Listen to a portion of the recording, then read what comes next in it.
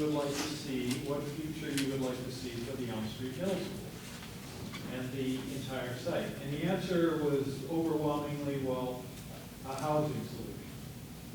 So then the people involved put out a request for proposal, what we call an RFP. And we received 4 different developers who made different proposals regarding the site.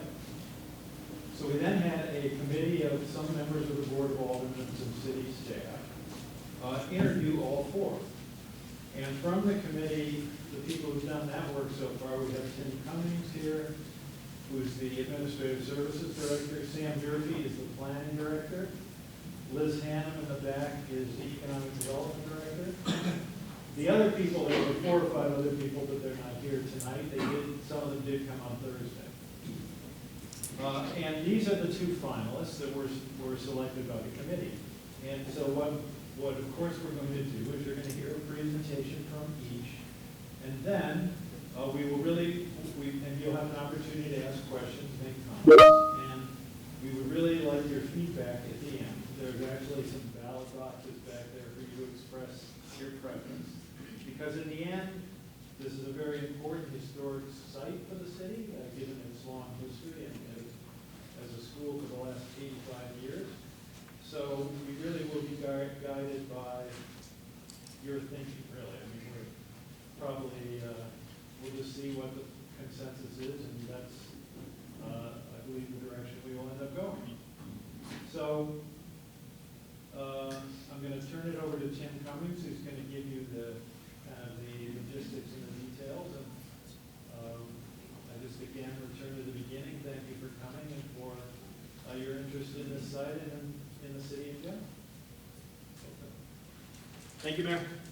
So again, my name is Tim Cummings. I'm the Director of Administrative Services. Thank you all for being here this afternoon. This is our second session relative to our engaging of the community for the Elm Street Middle School redevelopment.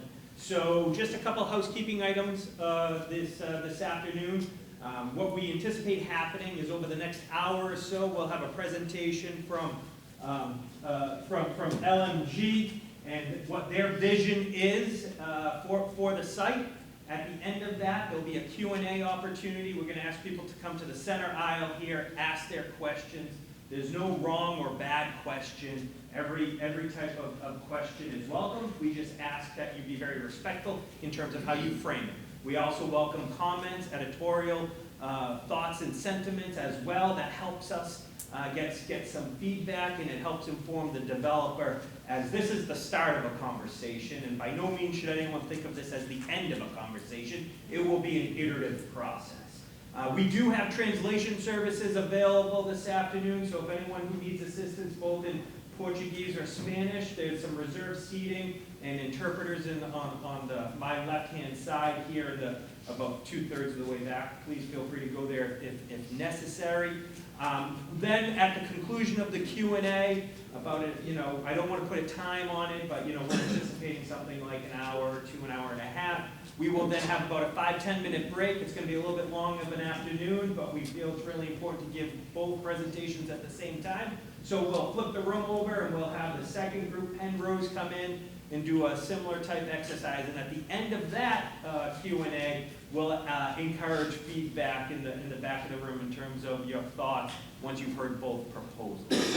Thank you all for coming. I'm going to hand it off to Sam Durfee, who's going to talk a little bit about why community planning is really important. So thank you, everyone. Thanks, Tim. Sam Durfee, I manage the planning department here at the city. I just want to take a moment and thank all of you for coming. This is incredibly important for such an exciting and really catalytic block in the city. It's so rare to see such a large piece of land, but also one with a lot of history, a lot of memories, and a lot of character be an opportunity for a second life, if you will. And I know we've heard through other community engagement around this project how much value the community holds in this space.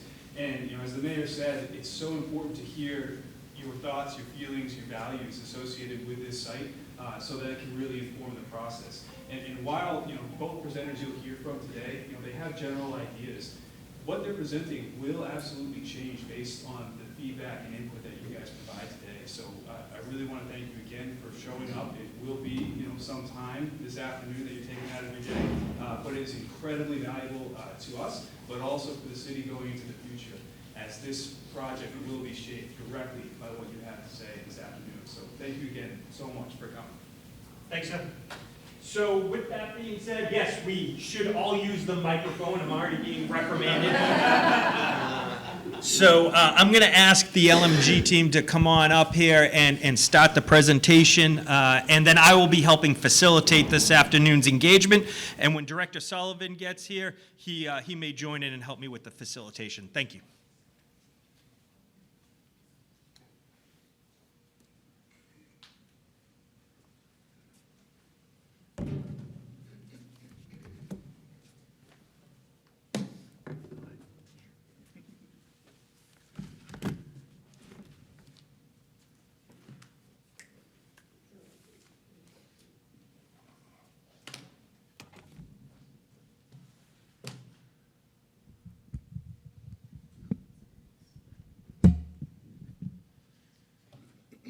Well, good afternoon, everyone. Thank you for coming out today. It's good to see some familiar faces in the crowd from Thursday night.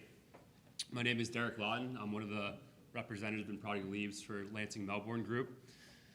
So our goal today is simple. We want to present our plan of the South Common site, to hear your feedback directly, and to thoughtfully address any questions or concerns you may have. We'll be covering our design and development vision, the community benefits we anticipate, and why we believe this proposal aligns with Nashva's long-term vision. At the end of the day, this community is yours, and our goal is to hear your thoughts and advice directly. Which leads me to the next slide.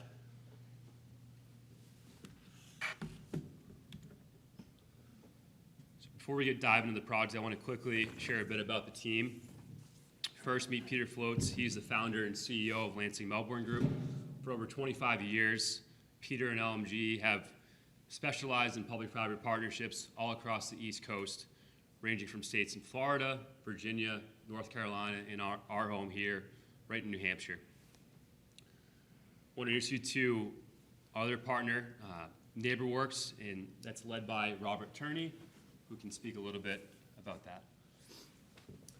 Thank you, and thank you for coming out this morning. My name is Robert Turney, and I'm the Executive Director of NeighborWorks Southern New Hampshire. We're a private, nonprofit community development corporation that's been around since 1992. Our underlying focus and mission is neighborhood revitalization and the creation of affordable housing. In addition to building and creating and preserving affordable housing around the region, we are also focused on providing first-time homebuyer education and helping people achieve the American dream by owning their home. And so over the last 33 years, we've developed over 550 affordable rental housing units between Manchester and Nashua and some of the surrounding communities. And we've also helped thousands of people become first-time homebuyers by participating in our education and counseling and workshops. And so we're excited to be part of this initiative with LMG. We first met this organization and this development partner through a similar proposal process in Manchester, where we're working to convert a city-owned parking lot into much-needed affordable housing and address the parking needs in the city at the same time. So when the opportunity presented itself to work with LMG to revitalize the Elm Street School Block, we were really, really, really excited about that opportunity. For those of you that aren't familiar with NeighborWorks, you may have seen a brand new building on Elm Street, across the street from Southern New Hampshire Medical Center, 249, where we just completed the construction of 45 new rental apartments, and I'm sorry, but there are no vacancies. So. Be happy to take questions later. Thank you, Robert.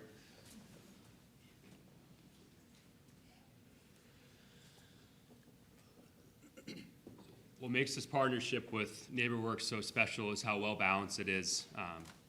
As Robert mentioned, they're handling the affordable housing piece, but what that allows LMG to do, it frees up our space to focus on private capital, and that eliminates the need for state and federal assistance. So what does this mean for the city of Nashua? At the end of the day, this means the project's financially viable. We already have our funding sources lined up, and this puts us in a strong position to actually go out and execute and deliver the product. want to introduce you to the rest of the LMG team that, as I mentioned, myself and Sean, who some of you folks may have had a chance to listen to on Thursday night. But this is the rest of the group that we're working directly with. Sean and I, the project leads, we actually originally grew up over the border in Tingsboro, Mass. But for me personally, Nashua has been a home for many years as I went to school here. I lived at Clock Tower Place for many years. So while this is a professional investment, it's also a personal one for me as well.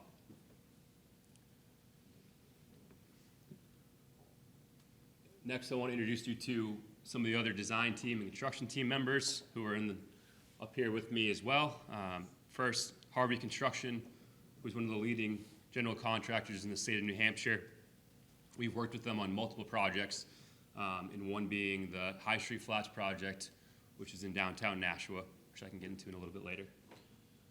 Randall Paulson, our lead architect, their experience in high-impact community-based development. They are local to Nashua and deeply familiar with the city's aesthetics and zoning dynamics. Hayner Swanson, HSI, is our civil engineer on the site, and they're based out of Nashua as well and been working with the city for over 30 plus years.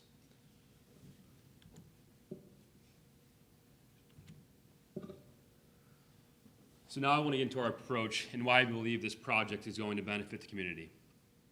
There's three main reasons that I want to touch upon. Firstly, we believe it's going to strengthen the local economy.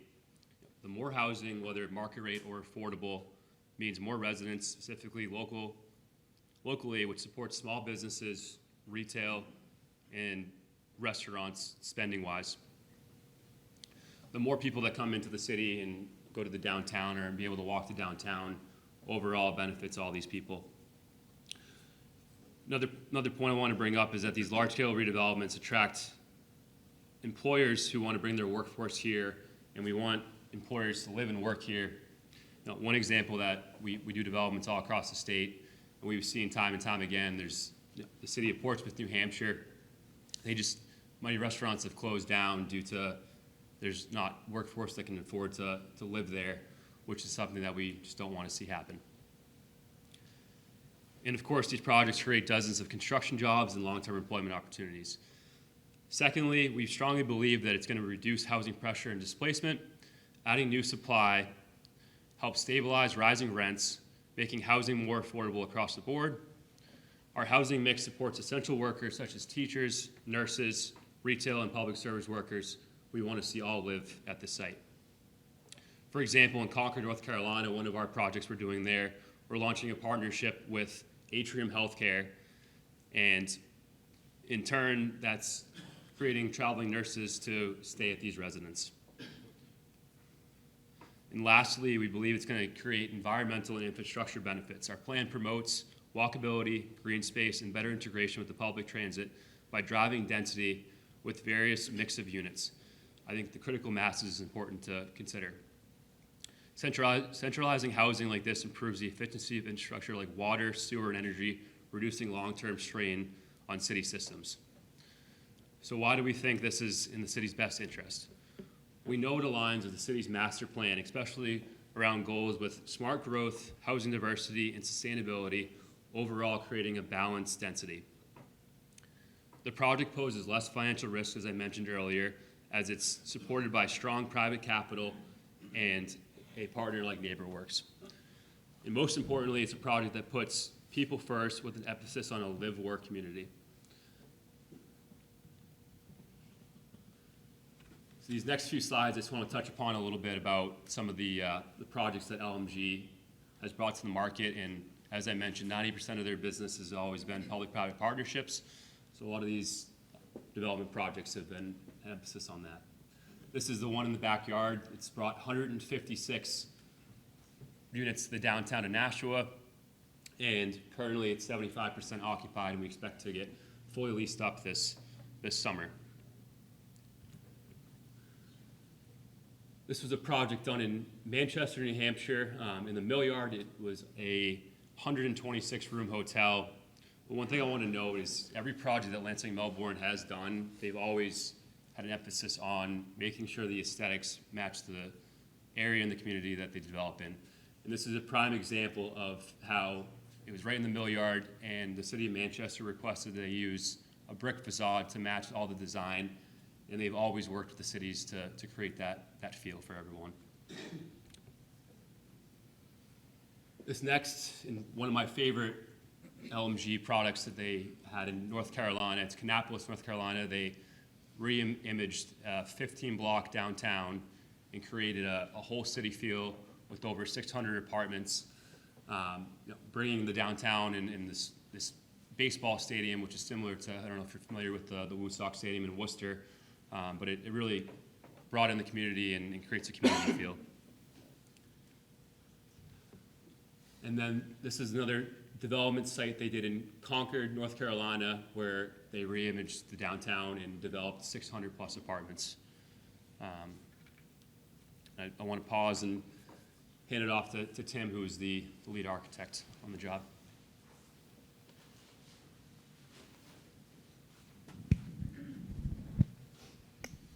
Thank you, Derek.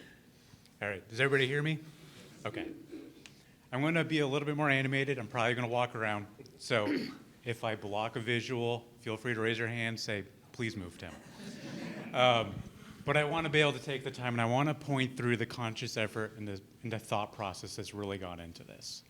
So if we step back to 2019, right, we had the middle school, and a study was done at that time to look into the feasibility of reusing that middle school or abandoning it in place and building a new middle school, right?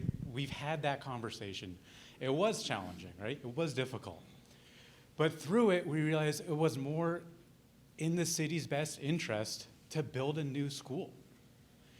From there, an RFP came out in 2021. And I'm going to go back to this a lot because this is a master plan for the city. It's titled, right, Imagine Nashua. That's big. Like, we can't always look to our past. We have to be cognizant of our past, and we need to remember it. But we also have to look to our future. I made a comment on my last presentation on Thursday. I'm a new dad, 1-month-old son. I have a 2-year-old daughter. I have to think about these things, right? We have to be thinking about our kids. We have to be thinking about our grandkids. From there, we had a feasibility study. And then we moved into the Elm Street site plan study report. In that 2023 report, what came out of it? If you look into the report, we looked into medium density housing. We knew we needed medium density. All those experts that paid all that money from the city of Nashua, from around the Northeast, came in together and said, we need to drive density up to a reasonable level so that we can improve commerce. We need to reimagine the city. We need to drive it back to Elm Street, and to Main Street, rather. From there, the RFP came out in 2024. And then we have today, where we're all together, right? 2 teams looking at how to look at this. 2 completely different trains of thought. When we go back and we go into the 2024 report and we look into it, we see diversity of housing components. And what does that mean? Well, let's take a second for that. Market rate residential, affordable housing. But there's a third leg to it, and something that's actually been talked about a lot in New Hampshire. And that's different typology of housing. We need townhouses, where New Hampshire's actually running out of land when we look at it. So we need to figure out what's that next level, and that next level is townhouses. When that Plan New Hampshire event happened a few weeks back, it realized that we can't only build apartments. If we only build apartments, we don't have the right separations, and we need to be able to give the townhouses so that we get that entry-level house. So when you look at our idea, what you see is actually we've driven in on that, right?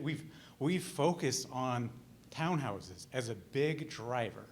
Now, I'll talk about this a lot. Now, we're taking the townhouses and we're pushing it towards the street for very cognizant and conscious efforts. But before we get into that, I want to step back even further. Let's look into the South Common and the Keefe, right? So these are 2 things up on the board. So the Keefe Auditorium was the other ask that was in the RFP, was to keep it and to work around it. You're going to notice in our whole design is the anchor we've built off of it. But before the Keefe, even when we step back a little bit further, We go to the idea of the South Common. So what is the South Common? It's an area of organization. It's an area of community gathering. It's, recreational space. It's coming together. It's also an area where different generational can come together. And then when we look at the school itself, we had a high school, we had a middle school. It's always in change. This block has always been in change. So continuing that is just one next step in this evolution. But when we look at that South Common, how do we create organization? So when I look at organization as an architect, there's a couple of philosophies that come into mind that are really important to it. Village center, right? Village center is something that is in a lot of European towns and extremely important, and that's what's driving those European towns, so why they have so much activity in them, right? You're bringing the user into spaces. You're creating intimate spaces, right? You're doing that through building design, through compression and expansion of space. It also needs to be something that serves the community.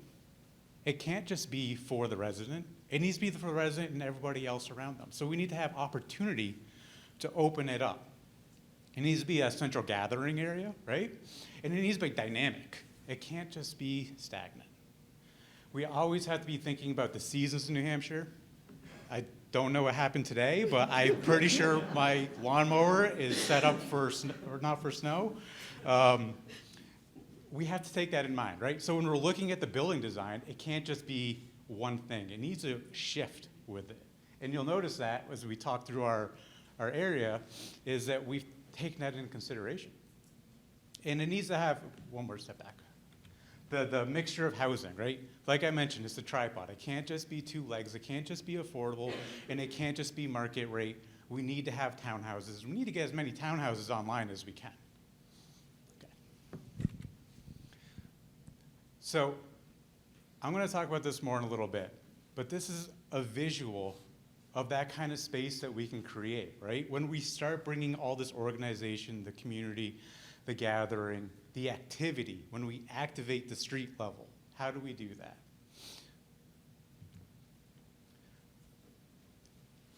Looking at the whole block, what we realize is that this block is approximately 800 feet long. When you get into urban design, it actually tells you that blocks of that scale aren't walkable. They become too big.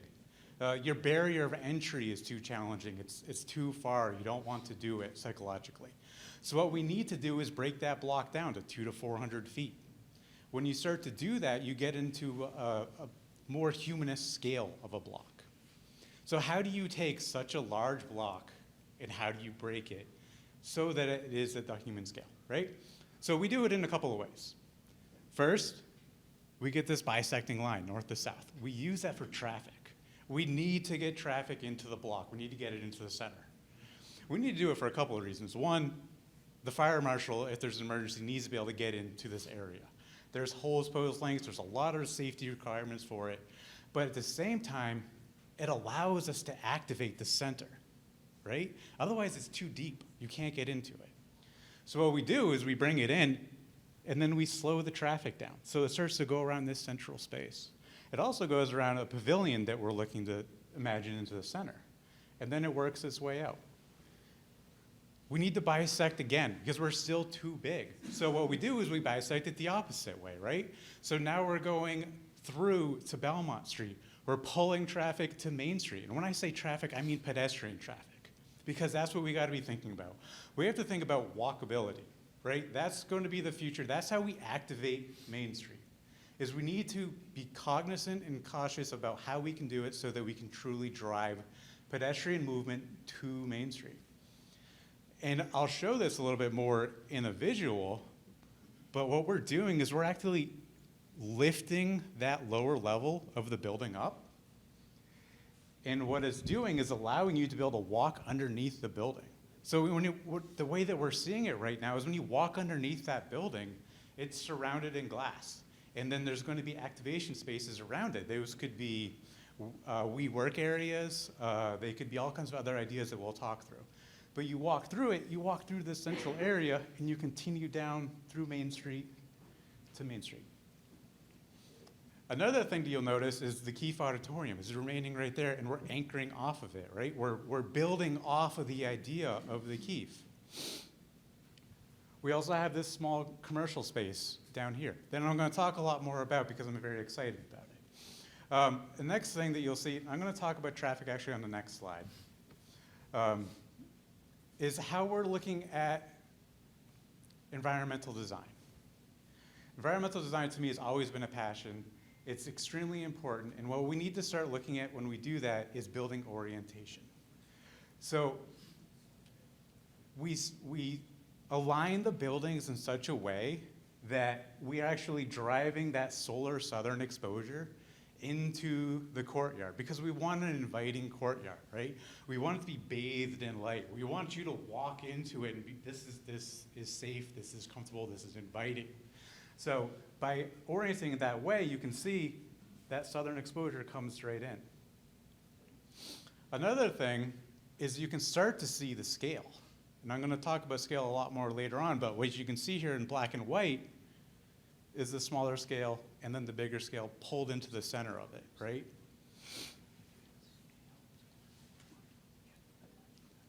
You can go to the next slide. Now, when we're looking at scale, what this drawing is doing is what we call a section through. So you get this single-family residential here at one height. You get Chestnut Street. You get a green area, right? And then you get the townhouse. We haven't taken the multifamily, we haven't pushed the multifamily to the street. We've pulled it in, right, into the center. And that's very intentional, right? That's so that you create an inviting space, so you don't have this huge building above you, so you can walk down your street. We also have that green space right there, so you do get a small yard area for your townhouse, because that is part of the American dream, is to have that yard space, right? What we then do, and you'll see this, is we tuck the parking off of the street. We bring it off the street, we bring it into the center. We shield it by the townhouse. Now, this isn't the most economical way to do it. The most economical way to do that is a field of parking, to be honest, right? That's why you see that in every single shopping plaza. But we're being very intentional with our decisions. So we're bringing that traffic and we're moving it into the center. The next that we're doing is the townhouses, right? They have stepped up because we need to get the density because we need to drive commerce, like Derek was talking about earlier. But we want that density to be centrally located. And then you get the village center into the middle, like that green space. Now, in a prior slide, I had talked about walkability, right? So walkability needs to be a conscious effort from the beginning. So when we look at it, and you can see that section up in the top here in the center, where we have the traffic, then we have the green space, and then this in red, this wide sidewalk area is elevated up, right? We've actually purposefully raised the grade level right there so that you're not standing at the same level as the traffic, but you're actually elevated up on it. But this is a hierarchy in design, right? We've actually elevated that pedestrian. That allows that pedestrian to be safer as they walk and to be separated from the traffic. And you can see how that's then coming through and then going towards Main Street. And you can see this line right here is that section cut that we're looking through.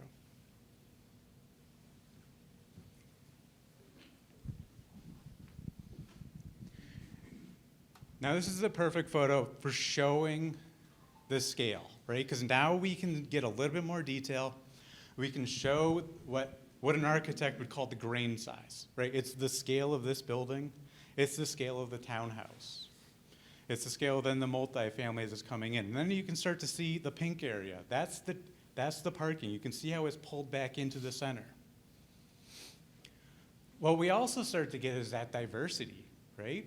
You can see how we have the townhouses wrapping the perimeter when I'm out walking my dog, right? I'm walking my dog now up against the townhouse. This is familiar. I'm used to this because it's the same scale as the residential that's right across the street. The other is the vehicular and pedestrian accesses. You can start to still see it now, right? That diagram that we showed, it's still there because that was that first step that we went through. You can still see the keef down. You can see how we've anchored off of it. Very intentional, very purposeful. Next thing that we start to see is this area down here, right? Where we have that commercial type of a space, this activated with some green space. Now, I don't want to pull the shade off of that one quite yet, because I want to do it later. But I do want to talk about it. So what we start to see is the scale of the buildings, right? So where we get the multifamily here, because we need to get that density into it, you can see there's a shadow line on this piece. What we're looking to do is to step that low at the street side and then elevate it up. You can also see the green areas for each of those townhouses that we talked about. You can see the sidewalk activating back towards the street. You can see the sidewalk coming into the house.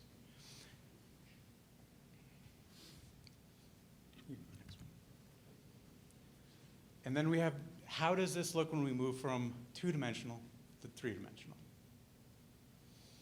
Now, I want to step back because this is where we got to, but this isn't where we started. When we first looked at this as a design option, we looked at reutilizing the school itself, that exact existing structure. Now, when we look at the existing elementary school, it works quite well for multifamily. And why I say that is because there's a corridor that goes down the middle, and there's glass on both sides. The depth of those, it works. What we run into was that, one, Harvey Construction was on all those initial reports. We understand what it would take. There was GPR, which is ground penetrating radar, that was done on all those existing slabs. There were structural concerns that we're very cognizant of. So there's a lot of challenges that we get into with that existing building, which is why Nashua decided to not reuse it. How do I come up here, present an idea saying it's going to make sense for multifamily, but it doesn't make sense for an elementary school, which is significantly more expensive per square foot? The other thing is that school is institutional. What that means is that school was designed in such a way that when you went there, you knew you were going to school. It was discipline, right? It was a high school first. That means architecturally it was designed for discipline. It was designed to separate itself from the street. It was set back with a yard, right? It was set back with a yard intentionally because it's designed to say, I am school, do not come in when you're not allowed. We don't want that. We want you to come in. We want to move the occupancy to the street. We want to separate that. We don't want that hierarchy of the structure.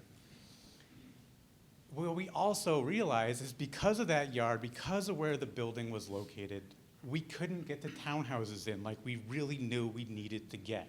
We knew the city needed them. By allowing us to do the small shift, we were able to surround the block with the townhouse. So what we see, going back then into the design, is what I've been trying to say this whole time because I am a new father, is the childcare. We can anchor this area with childcare. We know that that's something that's extremely important. Now, that's not just childcare for the resident. That's childcare for the community, and that's purposeful. So that's everyone that's here. That's for the nurses. That's for those restaurant workers. That's for the people that are going to school. That's for all those surrounding small business owners.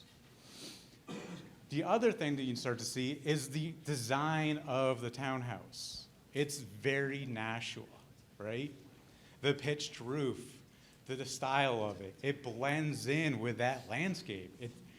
It's homogeneous with it. You can see the pedestrian traffic as it's moving through. You can see here how we elevated that piece of the building, right? So you can walk right through the building. You walk underneath the building, you're surrounded with glass as you walk through it. Then you walk into the courtyard space. In the center, when you walk through the courtyard, what do you see? You see a community pavilion, right? An area where when we're bringing everybody in, that's what we're activating. Another thing that we're thinking through is right there at that pedestrian traffic when it comes in, that's the perfect area for artwork, right? Because when we start to study sight lines going back down to Main Street, we know that we need an anchor to pull people off Main Street, to bring them in. So that's a perfect example of an area that we can then tie back into Main Street. You can see the scale of the buildings, right? Where we have a taller and then going down to 3 stories so we can get that light in. You can see the scale of this building over here. You can see how it's stair-stepped, right? So when we're at that street side, we are a little bit lower. You can also just see how much purposeful and how many plants that we're trying to get in, right? We know we need to get the density. This is an open conversation. We need to, but we also got to bring the trees in. We want to make it walkable. We want to make it inviting. You can see how in the bottom right, where we've got the keef, we've got some parking allocated towards it. Because when you come in and you want to drop off your instruments or when you want to drop your kid off for class, you have an area to be able to do that.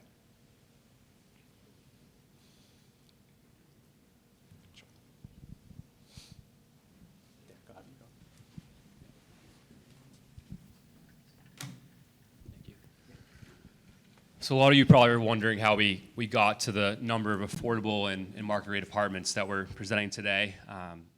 One thing that LMG does into any city they go into, they do a professional market study, and based on the city of Nashua's needs, this is how we came up with the mix of affordable and market rate. And I want to hand it off to Robert to talk more about kind of affordable, how many units, and the metrics. Thank you. So for market rate development, yes, market studies are very important. When you're a nonprofit affordable housing developer, your market study is if you build it, they will come, because that has been our methodology for a long time, because the affordability needs in New Hampshire are so great. So for us in our business, we rely on a tax credit program. We work in New Hampshire housing. We have over 30 years of experience developing affordable housing. And so New Hampshire being a small state, there are a finite amount of resources available for the creation and development of affordable housing.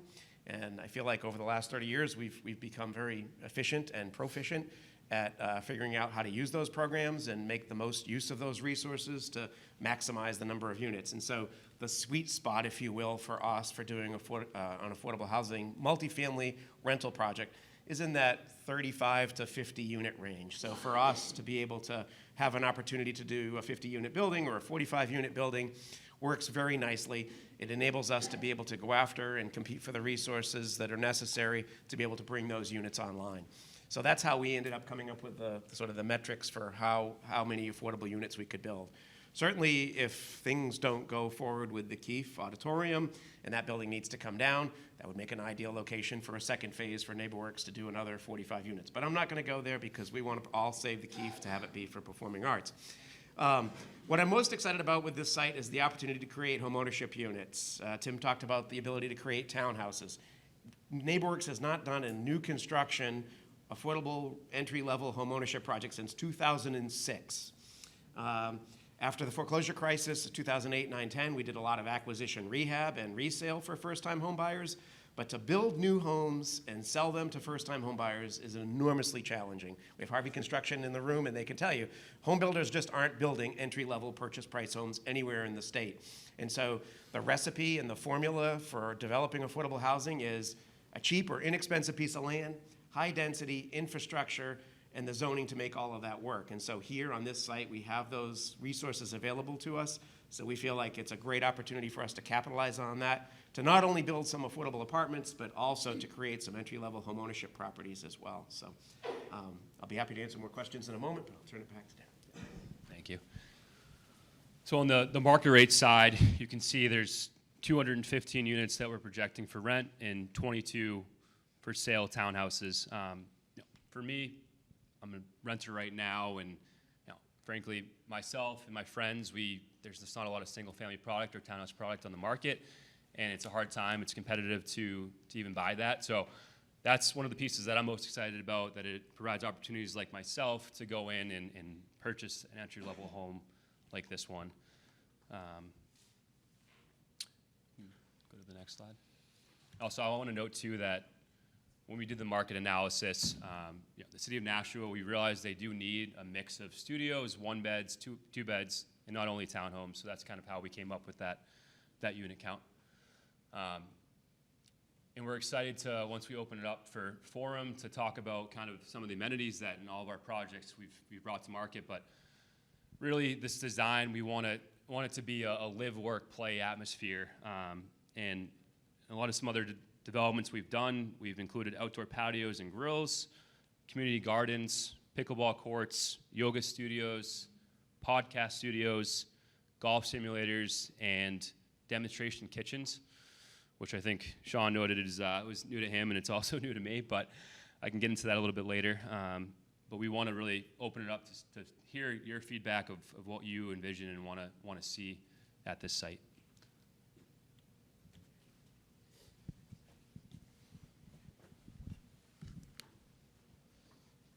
Okay, now stepping back into the overall visual, our idea for how this is all coming together. What you notice, and like I've talked about, is that we've activated the street, right? We don't have the central building with a large yard. We've brought the street to the building and the building to the street. This is intentional. This is very cognizant of or thoughtful of us. The reason is because we want to walk on the street, like I said, or you want to walk that dog on your street. We don't want the big sea of asphalt. We want to tuck everything in. The parking and how it's laid out, right? It's not in one spot. It's throughout the entirety of the site. Also, the way that you get into that parking isn't off of one street. It's off of multiple different access points. So that when you're coming in off of, oh, I'm going to go in over here, right? Or I can go around this way. The design of the building itself. Notice the design of the building, right? Brick facades, scale of the building, height of it, density of it, all very cognizant thoughts that we've gone through when we've been laying this out. And then we get into that central space that we're talking about, right? So we started talking about this South Common idea. So how do you do the South Common, right? We talked about organization, we talked about community, we talked about all these things, but how do we actually do that as a private developer? So we know that there are certain amenity spaces that our residents, they want. But there are certain amenity spaces that residents want, but also the community could use, right? So we work areas. If I'm starting up a small business and I need a small little office space, there'd be opportunity to be able to rent out small office space. We're bringing it there for the resident, but it's open to you to be able to buy into as well. One of the activities that's actually being activated right now in another LMG project is a small booth so that if you're doing podcasts, so you want to start up a podcast website. So we have it for the residences there, but you could also use that as well. We've talked about maker spaces. We've talked about art studio areas. So these are all things that we want to bring in because we need to activate that lower level. And what I haven't talked about yet is this lower level, which you see surrounded with glass, that has been programmed to unknowns for us right now. It's been programmed for kitchens that we could bring the community in, where we could bring the chef down the street into on a Saturday. We could then open it up to the residents that live here, and we could open it up to the community. This is something that LMG is currently doing in other cities, where they bring in that top chef and they have them teach classes, So there's a lot of opportunity to be able to do that. There's also kids playing. There's yoga on the yard. So that we could have yoga classes for the resident, and we could reach out to the community and say, hey, we're doing yoga on the yard. Come on in, let's do this together. We've talked about maybe this pavilion this year, maybe it's not 4 seasons. Maybe it's just something that comes up and comes back down. So that when it is actually not going to snow out, we can take it down and we can have even a larger yard where we could do a movie outside, right? Where we could set up a screen and we could bring food trucks in. So the way that we've designed this courtyard right now is we've got what is called a rolled curb onto it in our mind. That allows the road to be there for the fire truck, but it also allows the road to be there for food trucks to drive into. And we can put electrical into the ground. We can put gas into the ground. We can make connections so that we can have food trucks come in and plug in, and then we can bring the community in. We've also got the kids and the playing and the art so that we can have kids' art classes in there. This isn't just a space for the resident. It works for the resident. But the idea is it also works for the community so that we can do outreach programs where we can bring everybody in for it. Because we don't want to be a central island. We don't want to be a single multifamily in a sea of parking into the front of it and disconnected. We need to connect. We're purposefully putting the house to the street so that we can connect. So why is this in the city's best interest, right? That's a challenging question. It's one that we're all right now being asked. We're asked to vote for why is this in the city's best interest. Reimagine Nashville. That's the RFP that went out, or that's the master plan this RFP is responding to. When we look at that, we know that we need to bring 5,000 houses into the city. But we don't need to do that all in one spot. But we do need a level of density that can be used to activate back to Main Street. We have 9 acres. We can't do low density here. It doesn't make sense. This is a once in a lifetime opportunity for the city to create enough housing to support the small business, to support the restaurant. We need to bring the people in so that when Main Street drives up and continues to develop in the future, we have the infrastructure in place to do that. Because if you don't, you'll always be stuck with a chicken and an egg, right? What one comes first? Let's get the residential in there. Let's drive it in so that as we come up, we create the places so that we can both live and work in one city. We don't want to be just one city that everyone goes to Boston. I live in Nashua, but I commute down to Boston, right? Let's create all of it in one city. Let's bring everybody together. And we do that by having enough density that we can make that happen. I just wanted to say thank you, everybody, for taking the time and listening to us as we've gone through it. You know, we are extremely excited. I think everybody up here, Harvey, Jim, everyone's extremely excited for our vision to come through. Yeah, excited to see where it comes through. Yes, Tim, we want to open up for questions. I appreciate that. Yes, so now's the time for Q&A. What I'm going to ask everyone to do is raise your hand if you have a question. I will ask that you come to the center aisle, and we already have a first volunteer. Lead by example. I've waited long enough. You'll ask your question or express your sentiment, and then I'm going to ask you to step forward and go around, and then you can go back to your Just like church, no communion. All right. I will ask you to get up. I'll ask you to get up, and you can have 1 or 2 people. I'm not going to ask for a big line, but we can have 1 or 2 people in a queue. So, You absolutely can. I'm Fran Nutter Upham. My house is on that map, on the lower bit. I'm delighted with this design. I'm so pleased to see brick. I'm a little tired of the gray and white aluminum siding on the sidewalk. So one question, is there a sidewalk all the way around the square? Street level?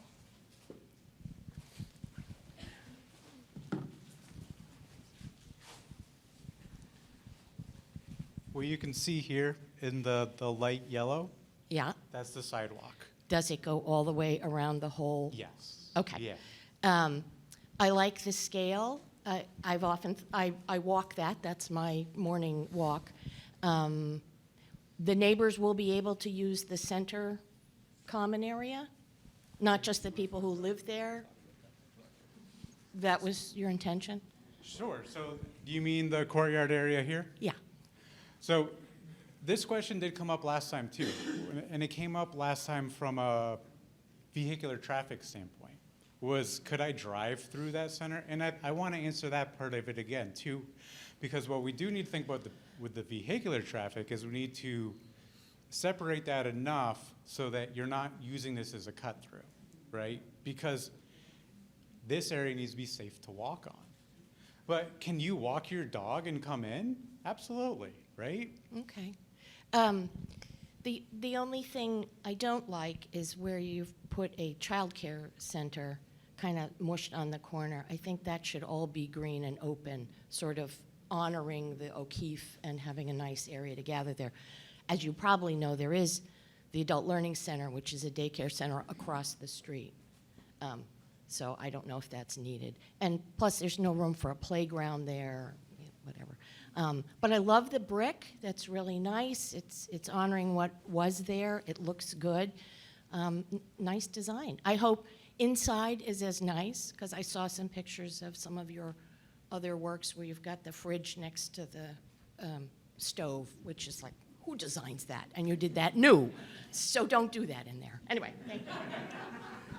Thank you. And so, for the childcare, is it go there? Does it shift its location? Like, this is chapter 1 for us, right? Like was said in the beginning, is that things are going to evolve, but the idea is that somewhere on the site, we want to be able to activate that. Hi, I'm Bonnie Getz, 20 Chester Street, and I've come late to the discussion, but my question is, the auditorium for their events used to have a lot of traffic. Do we have provision for enough cars to park conveniently for an event? Do you want to, as far as the That's a challenging question. So the RFP that was solicited out to the developers, in it, what it says is there's enough parking around the city that we can park in the parking garage off Elm Street, right? That we can park in other areas and we can bus in for those events. What about handicapped places? So again, my name's Tim Cummings. I'm the Director of Administrative Services. And so I think there's a presumption that the Keefe will continue to be used as is, but that conversation really still needs to occur. So all that this we asked of in the RFP was to preserve the building. And so we're asking the respondents to preserve the building, to not cut off the conversation that still needs to occur of whether the city wants to actually use that site still as it is. And so we need to have that conversation before we can actually answer the question that you raised. With that being said, it was always understood that the surrounding community would provide the parking as it currently does now. Going online, it looks like there are already groups using that auditorium. As it currently is, yep, that's right. Okay.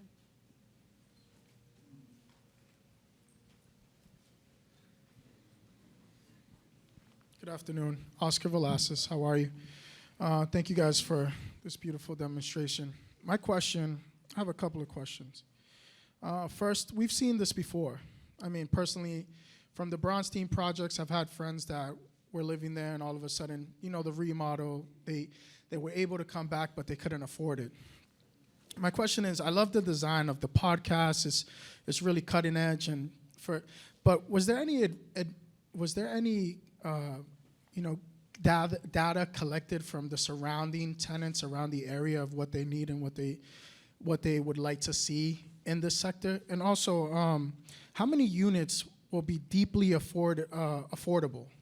We see that a lot. You know, we see promises of affordability, and all of a sudden when this is, I mean, you see a lot of amenities. I used to live in Cotton Mill, and some of the rooms, it was barely touched.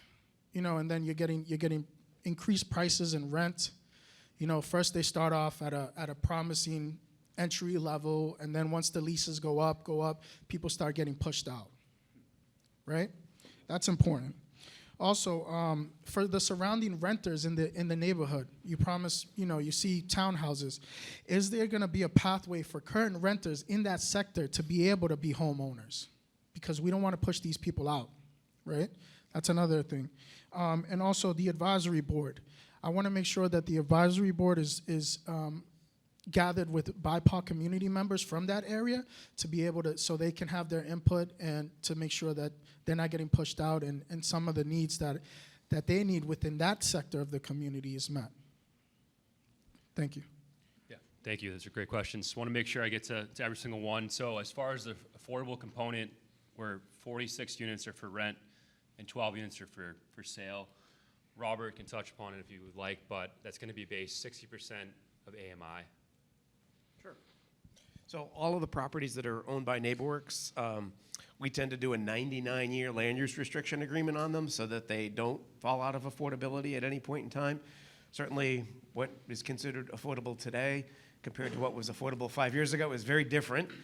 We just finished leasing up 45 apartments at 249 Main Street, with rents ranging from $1,150 to $1,600, depending on household size, income limits, and income levels, but with heat and hot water and AC included. So today, that's considered a very affordable rent. And so our vision here is for that same type of a model, that same type of financing model, those same types of rent restrictions, to keep those rents affordable for the very, very long term.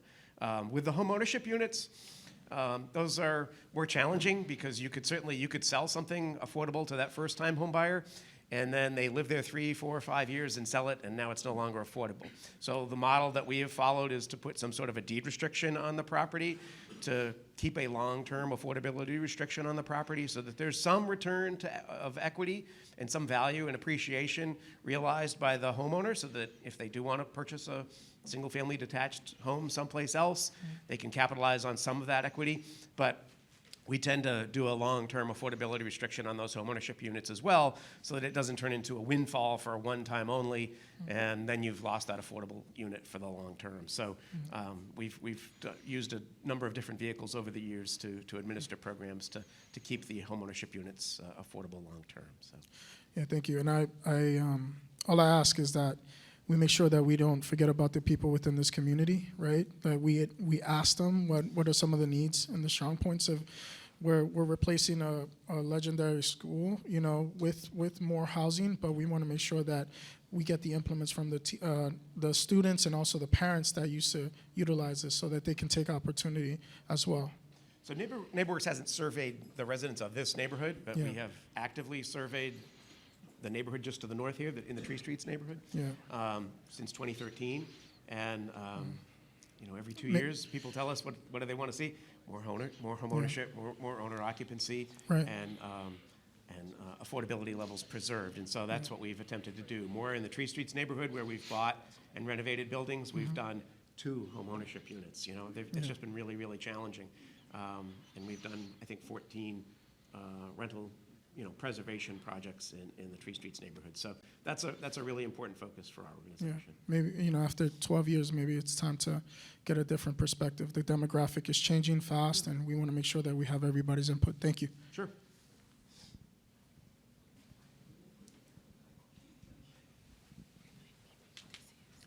Good afternoon.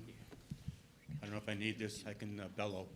Mark Plamondon. I've represented this neighborhood as an alderman for 12 years, chairman of infrastructure, human affairs, and I currently represent this neighborhood as District 3 in Hills for New Hampshire House of Representatives. My house is right to the corner of the picture there, and I'm very, very familiar. My dad taught here. I was a full-time sub here, so I'm very familiar with the property and the structure of the school. I've been maybe a thorn on the side of the city. And I'm glad that you're referring to this as South Common, but to us and those in the neighborhood, it's more than those words. I like the attempt to bring the neighborhood involved, but more than the words, this is the largest, densest population area of the city of Nashua. The second largest is French Hill, and they have North Common, which is Greeley Park. Tree Streets has a dire need for parking and parks. When I was chairman of infrastructure, the first thing I looked at was properties that were in arrears. Can we make a park out of it, a small neighborhood park, or parking? This is an opportunity for the city. In the prior meetings I've gone to, housing has been an option, but also wanted, more community involvement. There are no places for the kids in this neighborhood to play basketball, baseball, roller skate, or skateboard. There are no amenities in this largest, densest populated area in the city, with also high crime rate. I also work for the sheriff's department. So anyways, that's another topic. First concern, obviously keeping Keefe. My concern, one, is the space in the back. Is there enough space for green rooms and for events to, store their equipment, prepare, practice, and so on? Have we looked at that? So for the Keefe structure itself is what you're looking at? Yeah, the Keefe. I don't know if the city's done a study of how to utilize the Keefe. What has been asked of us is to make sure that we're keeping it in whole, and we've been very cognizant of that. And we've also allocated some parking for the Keefe, even though it wasn't asked in the RFP. We knew it needed to be there because, to the point, the Keefe needs to be able to function as a Keefe. So we allocated space for that.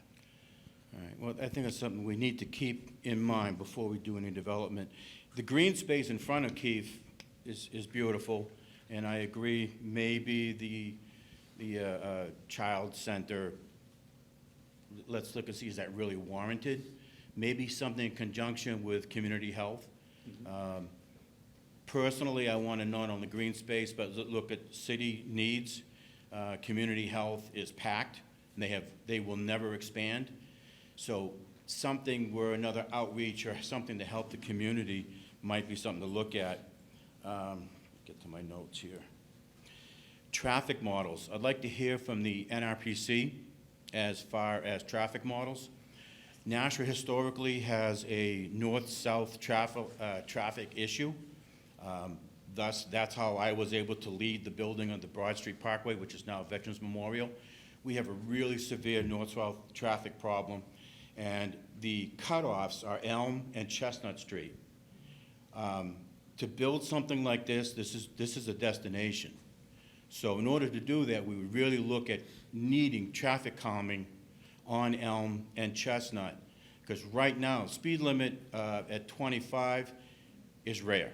They're doing 45, 50 even, and that's not by me saying it, that's what National Police, when they've had the manpower to be out there.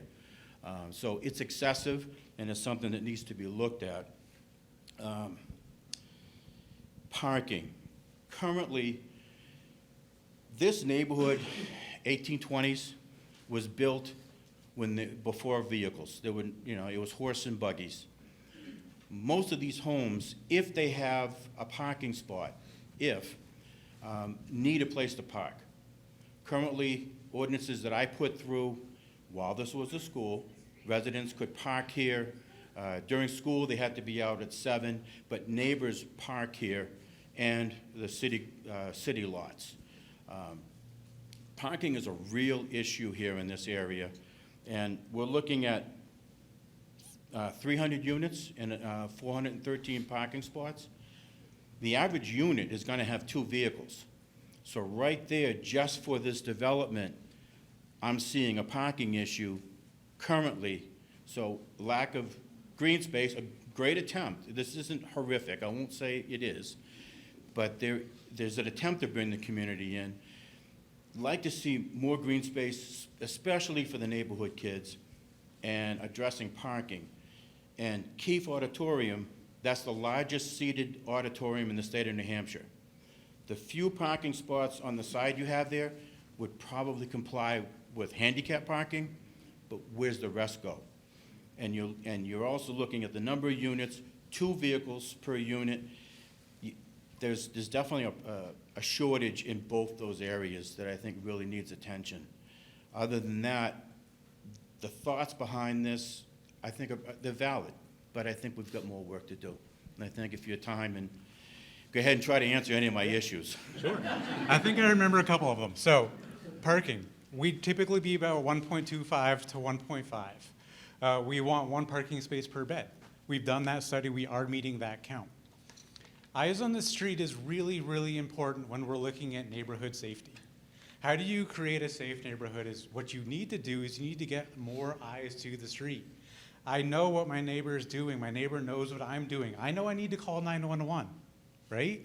How do you do that? You push the building to the street so that you can see those interactions. That directly applies to neighborhood safety. It also applies to neighborhood speed. If you think about Main Street, right? Main Street right now is fast. Right? We're driving, once we get to this part of Main Street, we're going quick. Why are we going fast? Is because that part of the street, we have parking pushed to the street. It's open. I feel like I'm on a highway. I can go quick, right? That, you have shopping plazas there. That, when you move to those areas, you feel like you can go faster. You don't realize you're speeding anymore. If you bring the building in, you see the building moving faster because it's close, it's narrow a field. That slows traffic down. So these are things when we're looking at this neighborhood, we don't want a sea of parking because we know you're going to drive fast. We need to make it more walkable for you. And I want to add the parking, a lot of these, it's going to be mixed studios, 1 beds, 2 beds, townhouses. And this is chapter 1, and maybe that means the townhouses are going to need 2 spots, and we build garages underneath them to satisfy more parking. But the 413 spots is just surface for now, so we'll definitely take that into account. So. Can I mention parking? Yeah. As a property owner, we've done lots of suburban projects, hooks at Goffstown, Londonderry, Merrimack, Amherst. All those town ordinances require us to build create 2.5 parking spaces for every unit that we create. And, it ends up being a sea of asphalt for us and an added expense that we do not need. 1.5 spaces is a perfectly sufficient requirement for parking for anything. The 45 units we just did on Main Street have 0 parking. We have 100 units in Manchester with 0 parking. So I'm not saying we're going to do 0, but I think that 2 is probably a stretch for need for parking in multifamily and townhouse development.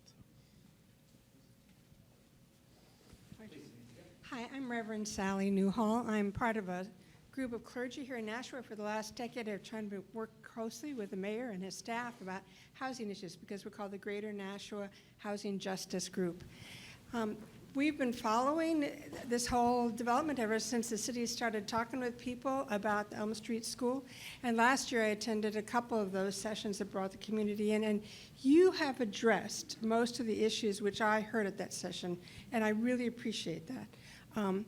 I want to say very clearly that I'm very excited that you're involving NeighborWorks in what you're doing, because for us as clergy, what we see is that NeighborWorks doesn't just build houses or provide units and then walk away and just charge people for them. They provide ongoing staff that work with the people who live in those units to help them if they need to find a new job, if they need to get additional funds to help them pay rent. NeighborWorks doesn't walk away and leave them.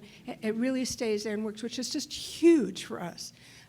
The issues that I saw you address, I've got to say this too, because the guy in the dark shirt, I forget your name, I'm sorry, but you said to tell you if we have trouble hearing you, you talk with your hands, and the mic goes here, and the mic goes there. So I don't mean Bob, I mean, yeah, the gentleman who's blushing. I'm embarrassed. So the things that I heard concerns about last year that I've seen you address is, one, the look from the street, which I think you addressed just great in terms of the way that the heights go up. And again, with the brick, I love all the trees. I love that central South Common idea. I'm a little confused about your open spaces inside. What I think I understand, and you can correct me if I'm wrong, is that much of the first floor in those 2 long buildings will be space that can be rented or used by the community for events, which could be a Head Start program, I assume, or other things, so that there's a lot of versatility in how the space can be used by the community to benefit the community. And I love that, because that community, concern about community usable space was really, I heard loudly last year, and I think you've really addressed that. I think you could blow your horn more on that when you talk about it. I love, you've got more parking provided here than others, and yes, the city told you not to worry about the Keefe, and so you were right not to worry about the Keefe parking. The city can come back and tell you it changed its mind. It does that a lot, and so then you can redo that. But I think what you've given us is what you were asked to give us, and I'm very excited about this project. Thank you. We appreciate that.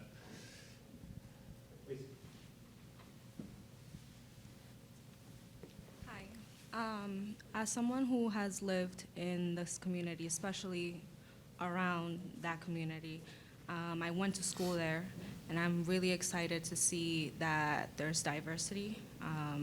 I do think that you had bring up a whole bunch of things that we are actually looking forward, so I'm glad to see that. I would like to see more, I think we've talked about it, the parking spaces. That area itself has a lot of like the parking issues. And I do think that that little corner there should be used more as for the children or kids, as a green area, or like just in general, like a playground or something like that. Because behind or around, we do have the Adult Learning Center, and you know, we can drop our kids there as well. So I think that we can also just utilize that space a little bit better. Thank you. We agree. Yeah, good idea. Yep.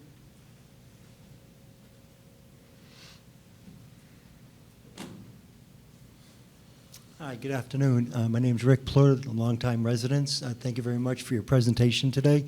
I really love how the open space that you have, as well as the bricks facing and just utilizing that big lot really well.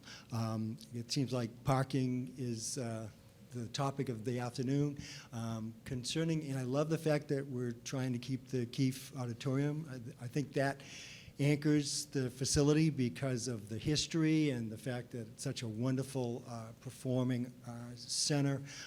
One thought I had was concerning so in order for the neighborhood, because it is so dense, to accept this whole development of reutilizing this lot, is to possibly lease car parking spaces across the street at 300 Main Street.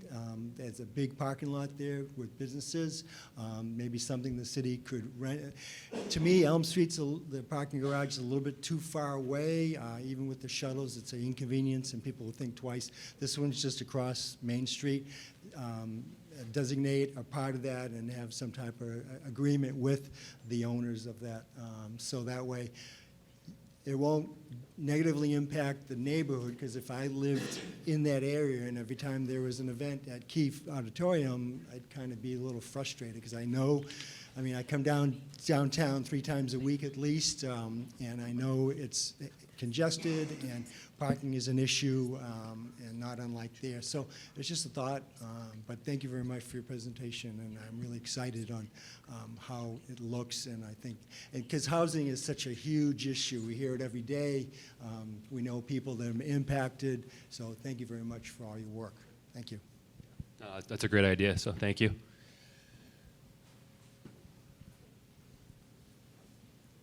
Hi, my name is Ben. I think a lot of my points were kind of covered by what everyone else said, especially recent too. But I just wanted to say I really like the density of it all. I'm really happy to see it. It's looking great. I am concerned a little bit about the public green spaces, just because you know, when you look at like the history of like it being South Common, once they built the middle school, high school, and all the additions, they sort of, you know, you sort of lost a lot of the green space. And now with this, you sort of have the little southeast corner there by Keefe Auditorium, where there's still a little park, and then the central courtyard plaza. And that's great, but I wonder if maybe there could be a little more, since there is sort of like right now an island in the middle of a lot of housing and asphalt. Just a little anecdote. When I was in high school here at South, in the marching band, you know, we do the Veterans Day parades and stuff. We start at the baseball stadium, and we, go all the way down Main Street, and there's not really any kind of green space, anything there, and this is sort of the last destination we end at. And all that is to say, there isn't really that much green space. This is sort of the last sort of area around downtown. So, if we could maybe get a little more green space in there, that would be great.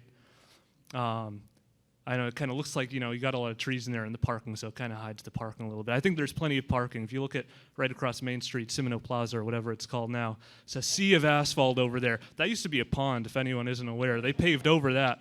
That's besides the point. I think, parking might be an issue, but, walking is still good. Walking's healthy. I think there's plenty of parking. I'd like to see a little more green space, but I'm happy with the density with the development, so. Thank you, and I will be sure to hold the mic next to my mouth.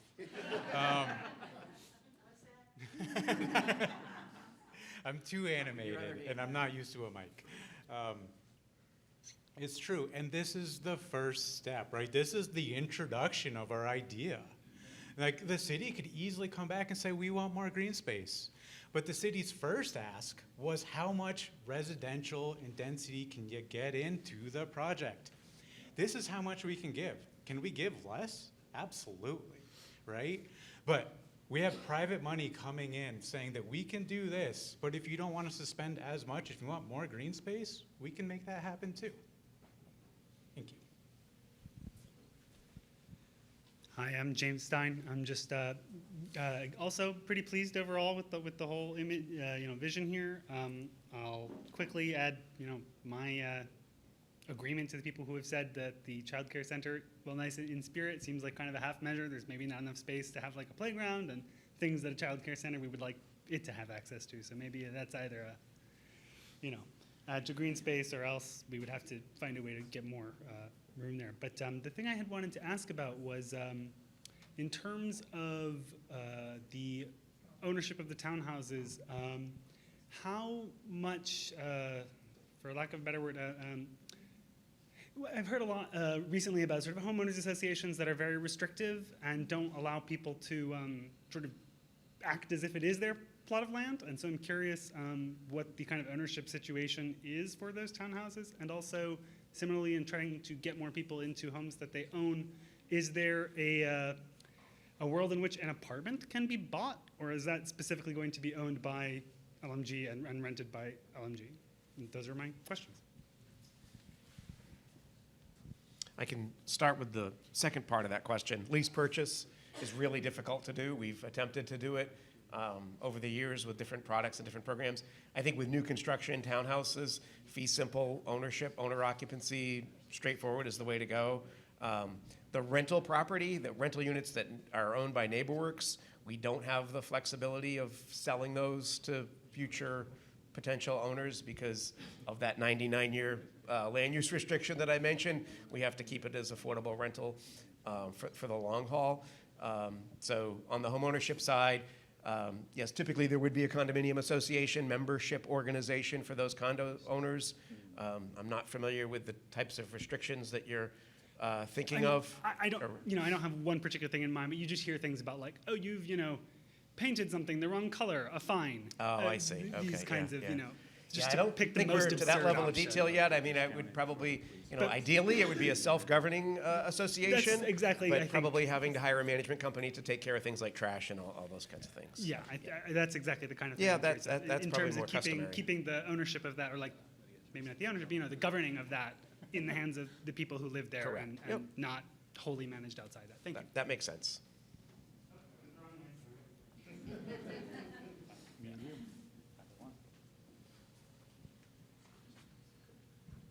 Hi, I'm Deanna Hoying. I'm Executive Director of Symphony New Hampshire, and obviously we have a very vested interest in the future of Keefe, as I'm sure, as I just said, you all know this. We are a 102-year-old organization. Our foundation is here in Nashua. We've been here for all that time, and with the exception of this current year, Keefe has been our home for many, many, many decades. So obviously we have a vested interest in the future of this space. I do appreciate all of these elements that you have built into this design. My first concern was when you looked at this and the idea of, I realized the RFP said keep the Keefe. Did you build this in mind with this being a working theater, or is this just keeping the current footprint? Because I'll add that when you cut off the building from the school, which is, I'm assuming, what would happen, there's no more heat. There's nothing. So that is a problem as far as a working theater. And it is, as others have mentioned, it's the largest of its kind in the state at 1,500 seats. It's also got one of the largest stages in the state. So there are other theaters, but they're all smaller scale and much more difficult to have a full-size orchestra. So, and I do worry that with this current design, the way it is right now, it isn't able to have extra space that would be needed for HVAC, which we've seen in other plans from the feasibility study. Can you maybe speak a little bit to how you guys thought about the Keefe, or are you just keeping the current footprint? So we have the footprint, of course, like it is, right? But it's not just the mechanical systems, it's the fire protection systems, it's all those other systems, it's the electrical, where is it located and coming in? Now, do we keep it exactly like it is, and the mechanicals for the Keefe could sit up somewhere else on their structure, or could we maybe tuck in an area on the ground level and activate that and wrap it in? These are all parts of the conversation that we're going to need to work through so that we do keep that structure in place. But we have enough area that we know as we continue the dialogue with the city, and what do we need when we zone and we size those systems that we can work it into it. Thank you. And I would just say, for those of us that are users of this space, ourselves, actors, singers, please include us in those conversations. We know very much what we need if you're going to make it a working space. Thank you.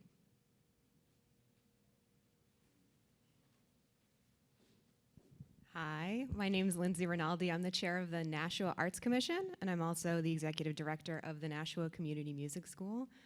Thank you so much for this incredible presentation. I really appreciate it. I myself went into Tim's office with a bunch of crazy drawings one day, and yours are far better. I care very much about this space as someone who's been to Nashua schools and is a lifelong Nashuan at heart. Unfortunately, I'm in that block of young folks who tried to buy in Nashua and couldn't afford it. So I'm hopeful that something like this is something that will bring me back home.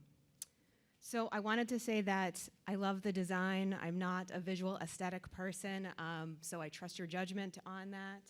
I love that you're working with NeighborWorks. I think they're a fantastic organization, and I echo some of the feedback from the community saying, please keep our BIPOC community involved in that discussion, and please keep those units affordable and affordable for a long time. I think having NeighborWorks part of the conversation will be a huge plus.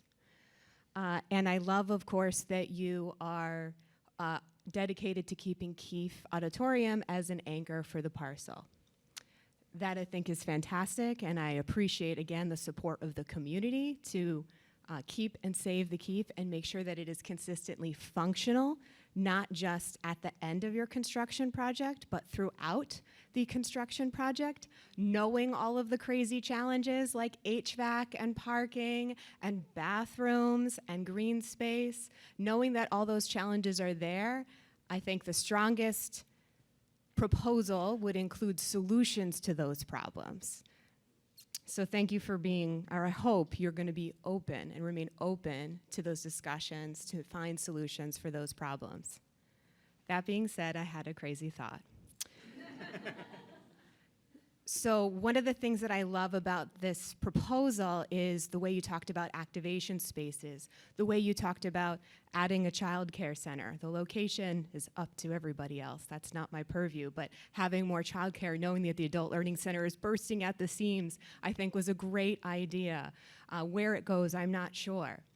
But the activation spaces, the yoga studios, the arts kids classes, making sure that there's access to the community for not just the residents, but for the community to come to these spaces, I thought was an incredible idea and an amazing opportunity. So the opportunity that I would love for you to see is how can you include those activation spaces by considering using Keefe as a home for those activation spaces. If you were willing to consider including Keefe, not just as a footprint, not just as an anchor, but including Keefe as a way to reimagine how those activation spaces could work in your design, you might have the opportunity to add more housing in the places where you were initially planning to have those activation spaces.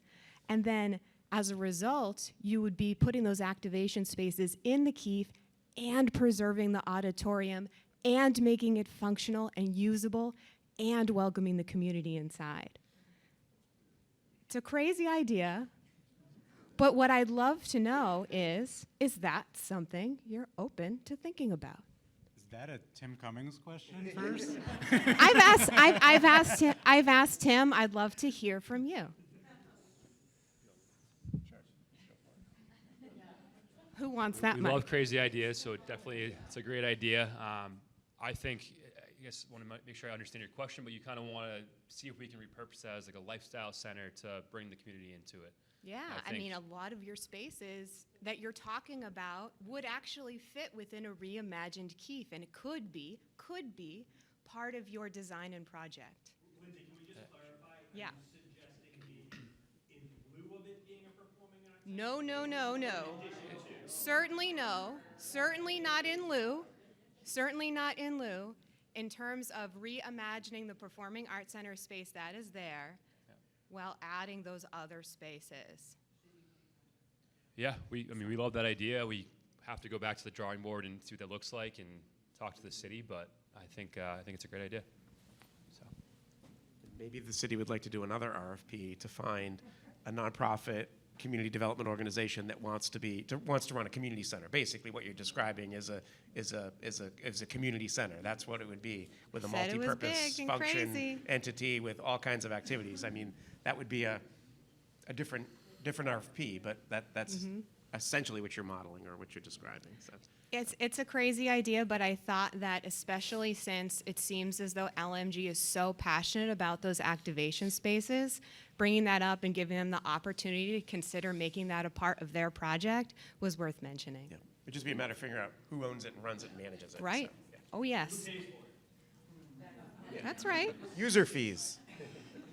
That's right. But as far as the design goes, it would be, for you folks, it would be the design of it and making it functional, right? So as we've heard before, there are other conversations that need to happen in order to make sure that the Keefe stays preserved. Perhaps this becomes part of those conversations as well, and perhaps the design considers that as it moves forward. That's what I'm saying. absolutely. Thanks for listening. Thank you. And as I see the last person approaching, I'm not seeing anyone else really with any. Okay, Mary Ann. Yeah, I'll wait. Okay. Hi, I'm Daniel Weiss. Quick question. You mentioned public transportation really briefly. What are you guys envisioning for this? Are you just talking like a bus stop here? This was a question that came up in Thursday's meeting. And I believe, Matt, I don't want to speak for you, but I believe as you came up and talked about it, so I think I'll let you talk about the transit side of it. But what I do want to say about it before maybe Matt talks about it is we need enough density for transit to make sense, right? We're never going to bring a bus stop or a train or any of those other activities into a field of nothing, right? You can't get the money to make it happen. I lived down in Atlanta for 12, 15 years. This is what they're facing, is how do you get transit up into the suburbs of Atlanta? It's the same problem would be here if we didn't have the density. So we're bringing the density into a high enough level that it starts to make sense that maybe here next to the artwork that we're proposing, that's connected back in the walkable back to Main Street, maybe that's a perfect spot for a bus stop to be going, right? But I'll let Matt maybe talk about it a little bit more. Matt will answer this. Yeah, so Mark sort of stole my thunder in a way. So we do. No, it's okay. It's okay. So we provide transit service to this location already. What I think a redevelopment of the site means is a conversation around the frequency of the service that's operated in the area. Right now we have half-hour headways in this location, and I think it would be a question of whether or not, if we want to encourage ridership at this location, whether we would increase that frequency to increase the convenience and the access for folks on site. I'll also just note that through improvement of the sidewalks in the area, potentially some bike facilities and other facilities for storage of other micro-mobility modes, I think there's a real opportunity to integrate transit, bikes, and pedestrian traffic all on this site. But certainly, as development happens, to Tim's point, we would revisit the idea of frequency and how much can be provided to the site. Hope that answers your question. Thanks. Sure. Hi. So Tim knows me by my first name. I think that's a good thing. I'm Marianne Malizzi-Golia. I used to be an alderman. I was on the steering committee for the new Center for the Arts and still kind of stay involved. And right now I'm involved with NRPC and their foundation and have always had an interest in development in the city and how density drive services, but also being mindful of quality of life. For some of us, I think the mayor was there, the chamber hosted an event in January, the 3 things for economic development: housing, childcare, transportation. And as Lindsay mentioned, the Adult Learning Center is there, but if you talk to the folks there, they will tell you they have a wait list. There is just not enough. And I think if you talk to some grandparents, they'll tell you they're doing childcare because there's not enough. So it's not just affecting young families, it's affecting the whole family in terms of lack of childcare. I understand the position of the child care center because there's parking, so you can do drop-off very easily. But I also look at that as it's just out there in the open on a corner. So I would suggest maybe you consider moving it in to the building that runs perpendicular to the auditorium.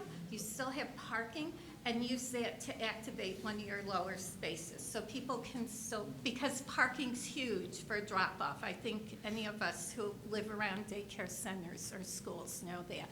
The other thing, just a consideration for your public activation spaces, one of the things we have had a need for, at least for 15 years, is commercial kitchen spaces. So people who want to start their home business have a space. And the city of Worcester, Mass has, I think it's their food hub. There's a place over in, I think, Derry, where the woman who owns it will help you with marketing your product and all of those sorts of things. So something else I think just to consider that would be maybe a demonstration kitchen part of it. You could do cooking classes, but people could also come in and develop their own small business. But I love what I see here. I'm thrilled it's brick. And my only other consideration is because it does seem to be getting hotter here every summer, is thinking about heat islands.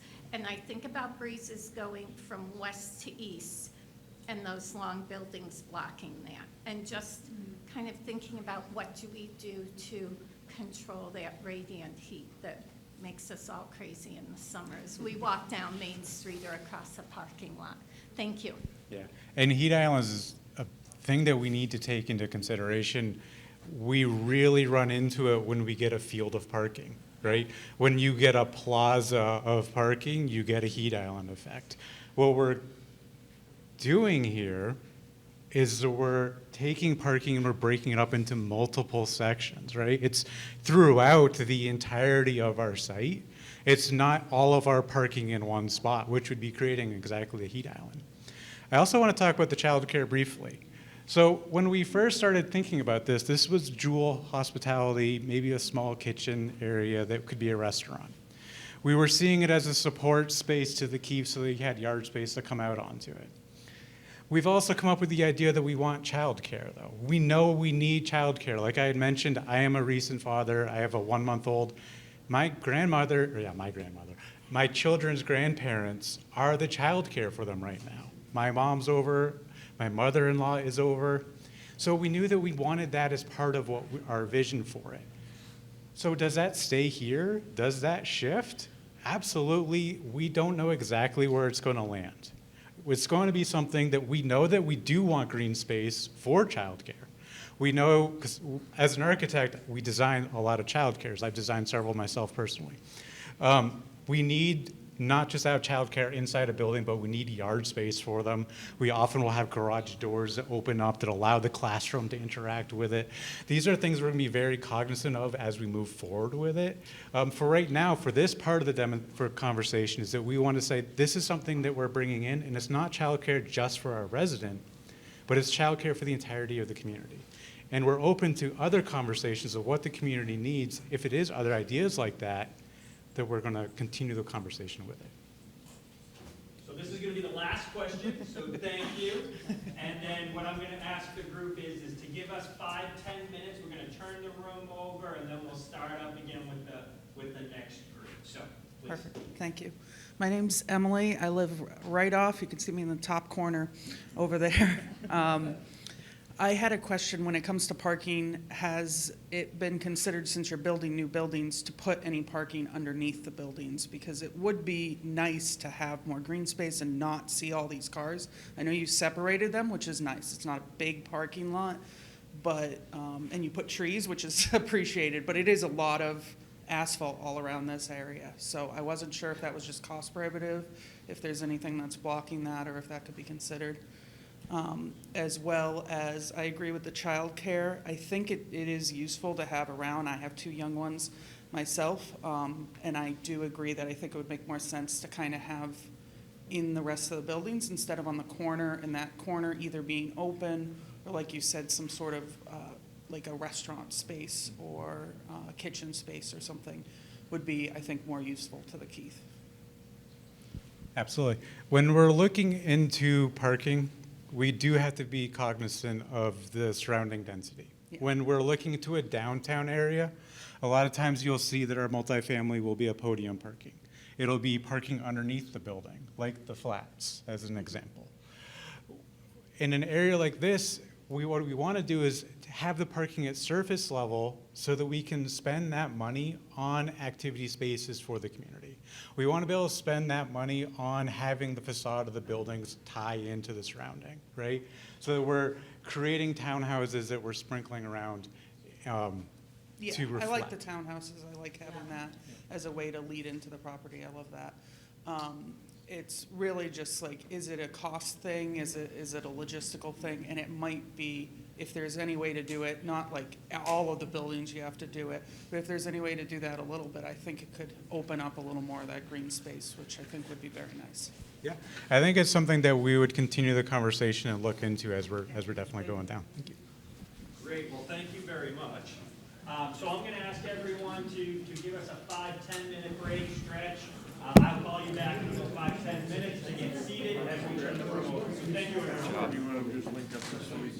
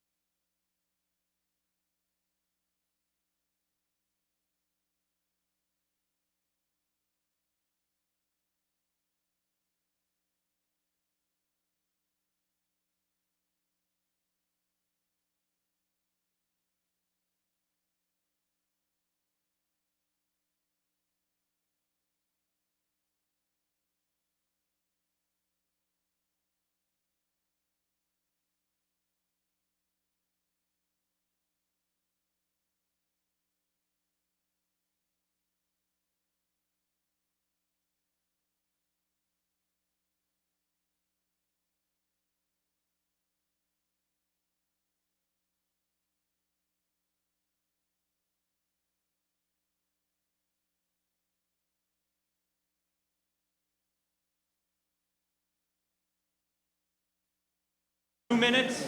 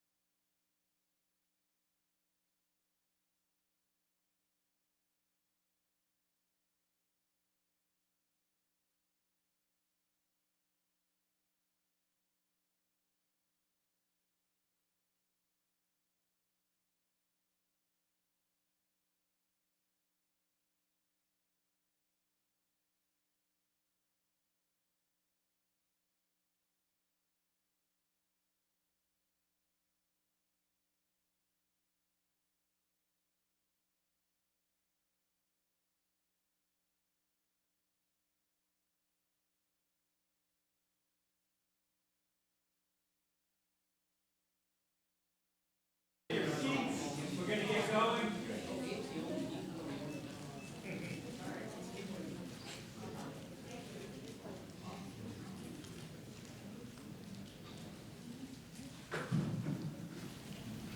All right, well, thank you, everyone. So we're going to start again in just a minute here. And so, again, just want to remind folks, we have translation services for both Portuguese and Spanish over here on my left. So if you're interested in seeking out those services, please do that.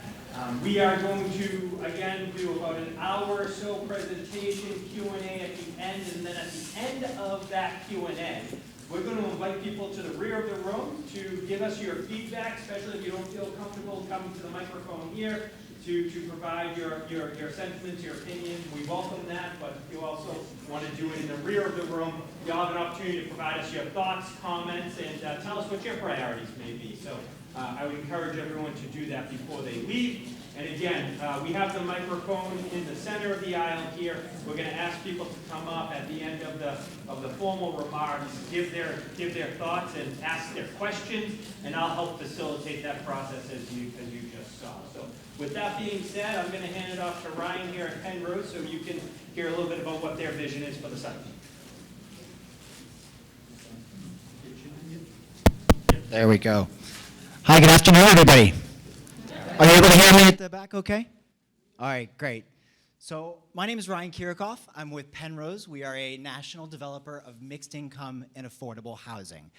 We are really, really happy to be with you today. Thank you for sticking around. I know you just completed more than 90 minutes of being here, so we appreciate you being here. I hope you got your snacks, your energy is up, because we are excited to be here with you and talk about who we are, why we're passionate about this type of work, this amazing team that we have assembled, and some ideas that we have for this really important space that you have in your community, the Elm Street School. So before I dig into who we are, why we're here, etc., I would love to start with a show of hands. Can you raise your hand if you went to school at the Elm Street School? Or taught school? Nice. How about if you had kids that went to the Elm Street School? Yeah. And nieces, nephews, grandkids, friends, I'm sure. So we know that the ties that this community has to these buildings run really deep, right? You have memories here, you have family memories here. A lot of folks have a really intensely personal relationship with these buildings. So we always wanted our proposal for this project to be rooted in a respect for that relationship.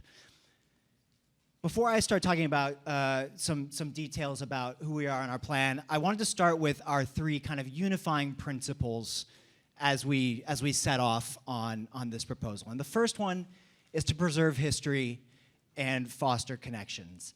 So our proposal is based in the preservation of the historic school building that is here and the addition of a new construction addition that would add some additional mixed income units, but also provide modern accessibility standards to the entire site.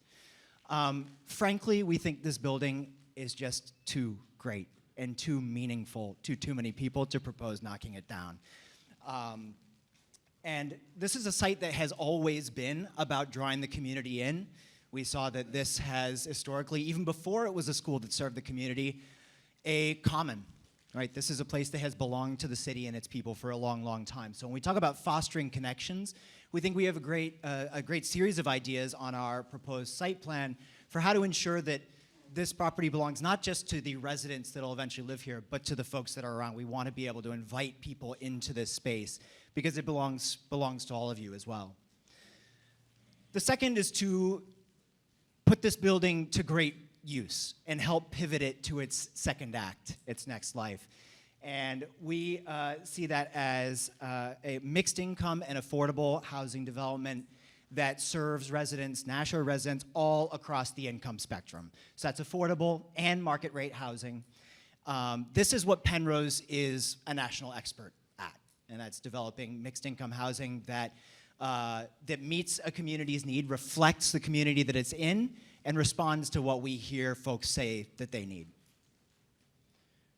Third is to bring expertise and deliver on our promises. We have amassed as a team a wealth of expertise on adaptive reuse of historic buildings, and particularly school to housing conversions. It's this niche that we've been working in, including here in New England, including with this same design team. We've worked on a handful that we think have turned out really, really great. We'll talk through a couple of them today and show one example in detail. But we think that's expertise that we can bring here and get the job done, because we understand that feasibility in delivering is really important.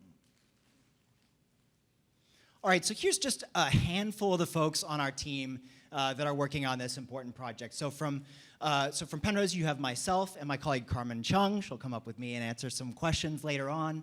Demella Schaefer is the project architect. Philippe Saad, principal, is here with us. And we have an amazing landscape architect from Crowley Cottrell. We have Naomi Cottrell with us as well. So you'll see all of us at some point here. We think this is a great mix of some local expertise with our general contractor and civil engineers, with this team with a proven track record of executing on this type of adaptive reuse. All right, so I'll start by talking a little bit about Penrose and who we are. We are, again, a national developer of mixed income and affordable housing, about 50 years of experience as a firm, and we are what we call a soup to nuts developer, owner, and operator of mixed income housing. That means we are with a project from the very first sketch on a napkin, the first community conversation, through design, permitting, financing, the actual construction, and lease up of the building. And then in almost all cases, we are what's called a build and hold developer. We do not complete a project and turn around and sell it, which means we are in the communities where we work for the long term, right? So we are really focused on being not just a great developer working with great designers. We think it's really important to be a great partner and a great neighbor, because we intend to be neighbors to the communities that we work in for the long run. A couple facts about us. We've now worked with more than 100 municipalities to create diverse housing options, cities and towns all across really the eastern half of the country at this point.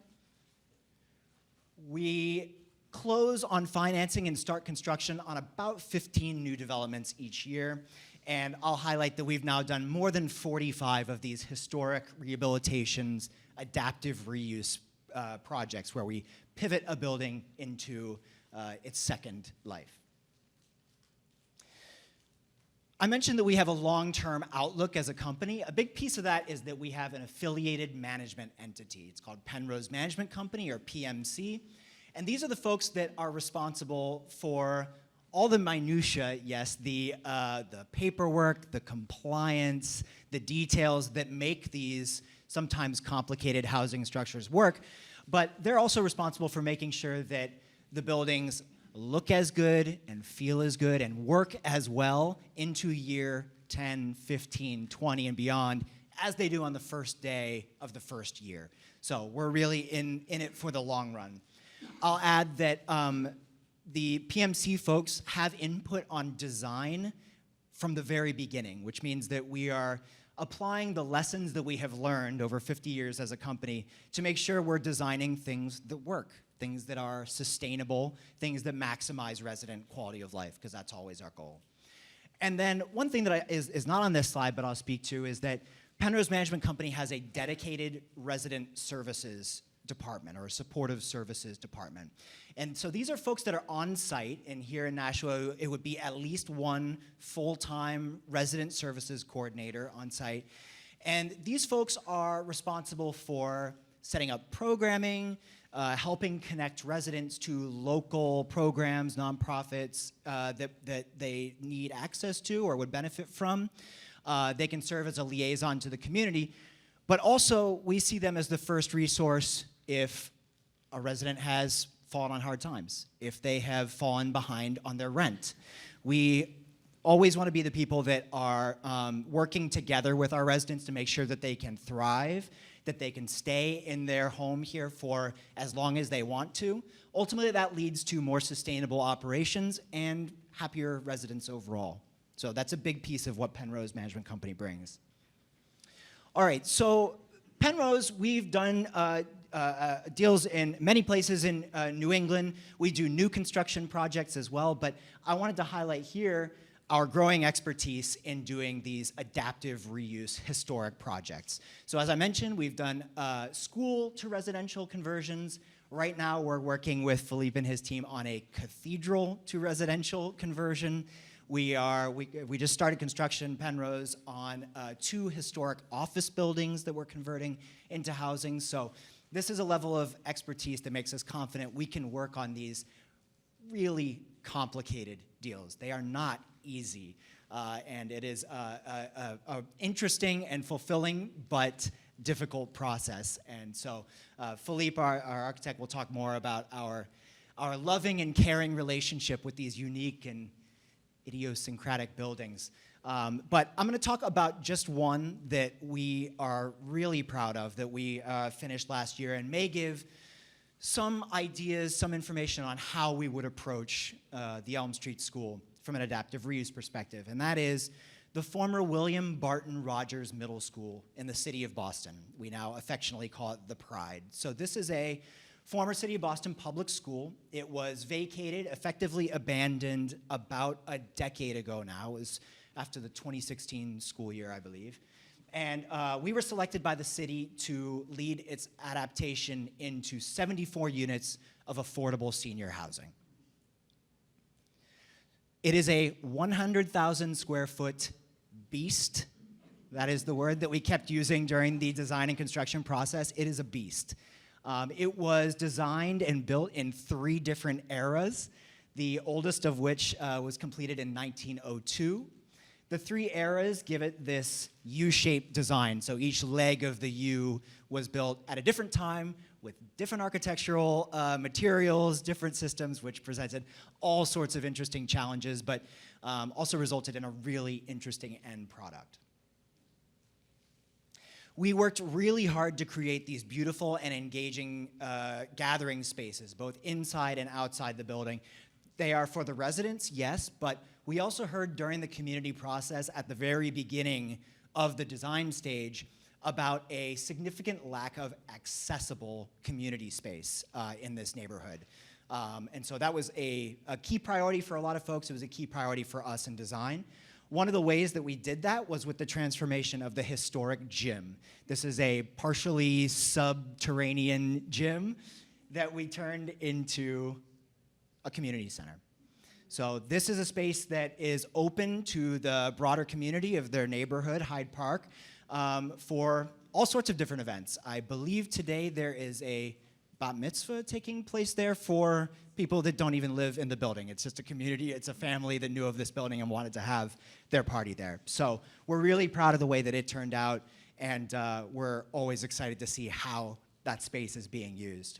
Another example is the old auditorium. It's another of we have more than 10,000 square feet of community space in this 100,000 square foot building. So we made that commitment and we stuck to it. The auditorium has been converted into another community space. This one more intended for the residents themselves. We see this as a place where folks can eat, hang out, play games, read, whatever they want to do, and they can do performances. You can see the historic stage off to the right, meetings, things like that. So we're really proud of how that turned out. And just to give you a taste of what some of the units look like, in these historic structures, and especially with schools, almost every unit is different in its own way. They're each their own unique flower, which is great. It's complicated, but it is great.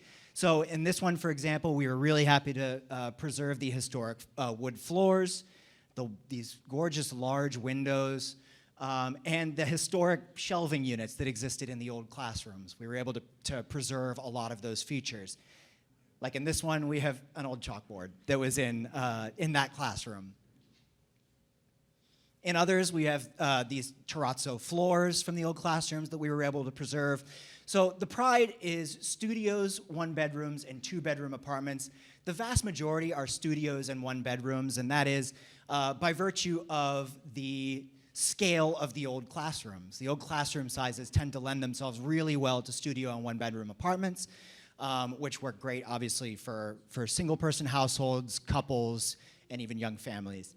So that is indicative of what we proposed in the RFP response for the Elm Street School, mostly studio and 1-bedroom apartments, but it is a mix of some others as well. So the Pride is completed in June of 2024. It's a project that I think all of us that worked on it have a very emotional attachment to. It was fulfilling in so many different ways, but a lot of it was about the process, right? It was about engaging with the community to figure out what their desire was for this, and then working with this building and all of its beautiful flaws and quirks and history to create something that we think is really special. We always intend for our projects to make the community around them proud. We're not, frankly, interested in doing projects that people around the neighborhood are not proud of. So this is a level of expertise that we would love to bring here and make Nashua proud of what the Elm Street School can be. So the last thing I'll say about Penrose is that we are deeply committed to the Penrose process, which always is to engage with you, the community, to determine your needs and desires, and then work with local stakeholders to turn that shared vision into a reality. And that's what we're about. So let's pivot to talk about Nashua. So we heard in the RFP that went out and tried to respond to that RFP, hearing that you are looking for both market rate and affordable housing. We heard that you are looking for a mid-rise typology with a active and engaging streetscape, right? A development that comes and meets the neighborhood around it and hopefully draws people in to this space that has always belonged to the broader community. And then we heard a focus on feasibility, on delivering, on an ability to get this job done. And we think that that is something that we can absolutely commit to and think makes us a great fit here. And we hope you'll feel the same. So again, our proposal is to preserve the historic fabric of the old building, the historic school building, make that new construction addition to add to the unit count and bring the whole thing up to modern accessibility standards, to create more than 160 units of mixed income housing, including market rate housing, and we're open to conversations about what exactly that mix looks like, and then to deliver, to reapply our lessons learned as a company and make sure that this is a property that, that works and looks great and makes folks proud. So I think with that, I am going to stop talking, and I'm going to let Philippe Saad, our architect, walk you through the plans. So, Philippe. Thank you, Ryan. All right. So my name is Philippe Saad. I'm the principal in charge of this project for Demella Schaefer, and we've worked with Penrose over many, many years, and I'm proudly, also my team is the architect for the Pride, the building that we've highlighted previously. Ryan, something you didn't say, and I will say it here, is when we work on buildings like the Pride, is we have so much love that goes into a building, and then the building finished, we hand it over to its residents. We need to find another place where we can put all that love that we have in us. And we see the Elm School as that place where this love that's keeping us alive can go to. So we're very excited to be able to explore the site with you and how we can adapt the school into housing for everybody in Nashua. I want to talk a little bit about historic buildings. I live in a historic neighborhood of Boston, in Dorchester, those of you who maybe know Boston. So Dorchester over the years has had a lot of fires and demolitions, and sometimes there are some streets where you have one house standing and there's everything is new or everything is kind of doesn't exist anymore. These standing structures that populate parts of the city are kind of elements that link the history of the city. Fast forward here to Nashua, over the past few months, I've been coming specifically to visit the school and to attend meetings here with the city and to present our proposal. So Route 3 takes me to Exit 5, right? I come from behind the school, and here it is. I am kind of like coming halfway through Main Street. I had been to Nashua before, and I said, okay, today I want to take Exit 4 because it takes you through the whole Main Street. And I have been to the Hunt communities before, and it's this beautiful building that sits on this kind of semi-hilly portion of the neighborhood. And then as I was driving by, it's kind of small houses and structures, and then suddenly you see on the left-hand side the Elm Street kind of as a beacon behind all the commercial buildings. My point here is that the Elm School, the Elm Street School is one of the few, if I want to say, big structures of that area of South Nashua with the Hunt communities as well. With the Hunt, they kind of create that connection to the past. As you go further to the north, you all know your cities, there's more historic fabrics that has been maintained to the north of Main Street. So that's why we think that maintaining this school and giving it a second life is crucial for Nashua in general and for the future of this wonderful city. For us as architects, it's fascinating sometimes when we start drawing streets and lines on a map. And as you can see here, it is extremely obvious how close it is to Main Street, but at the same time, how large the lawn in front of the school is. It could accommodate a very large block party, a big events, tents, all that kind of stuff.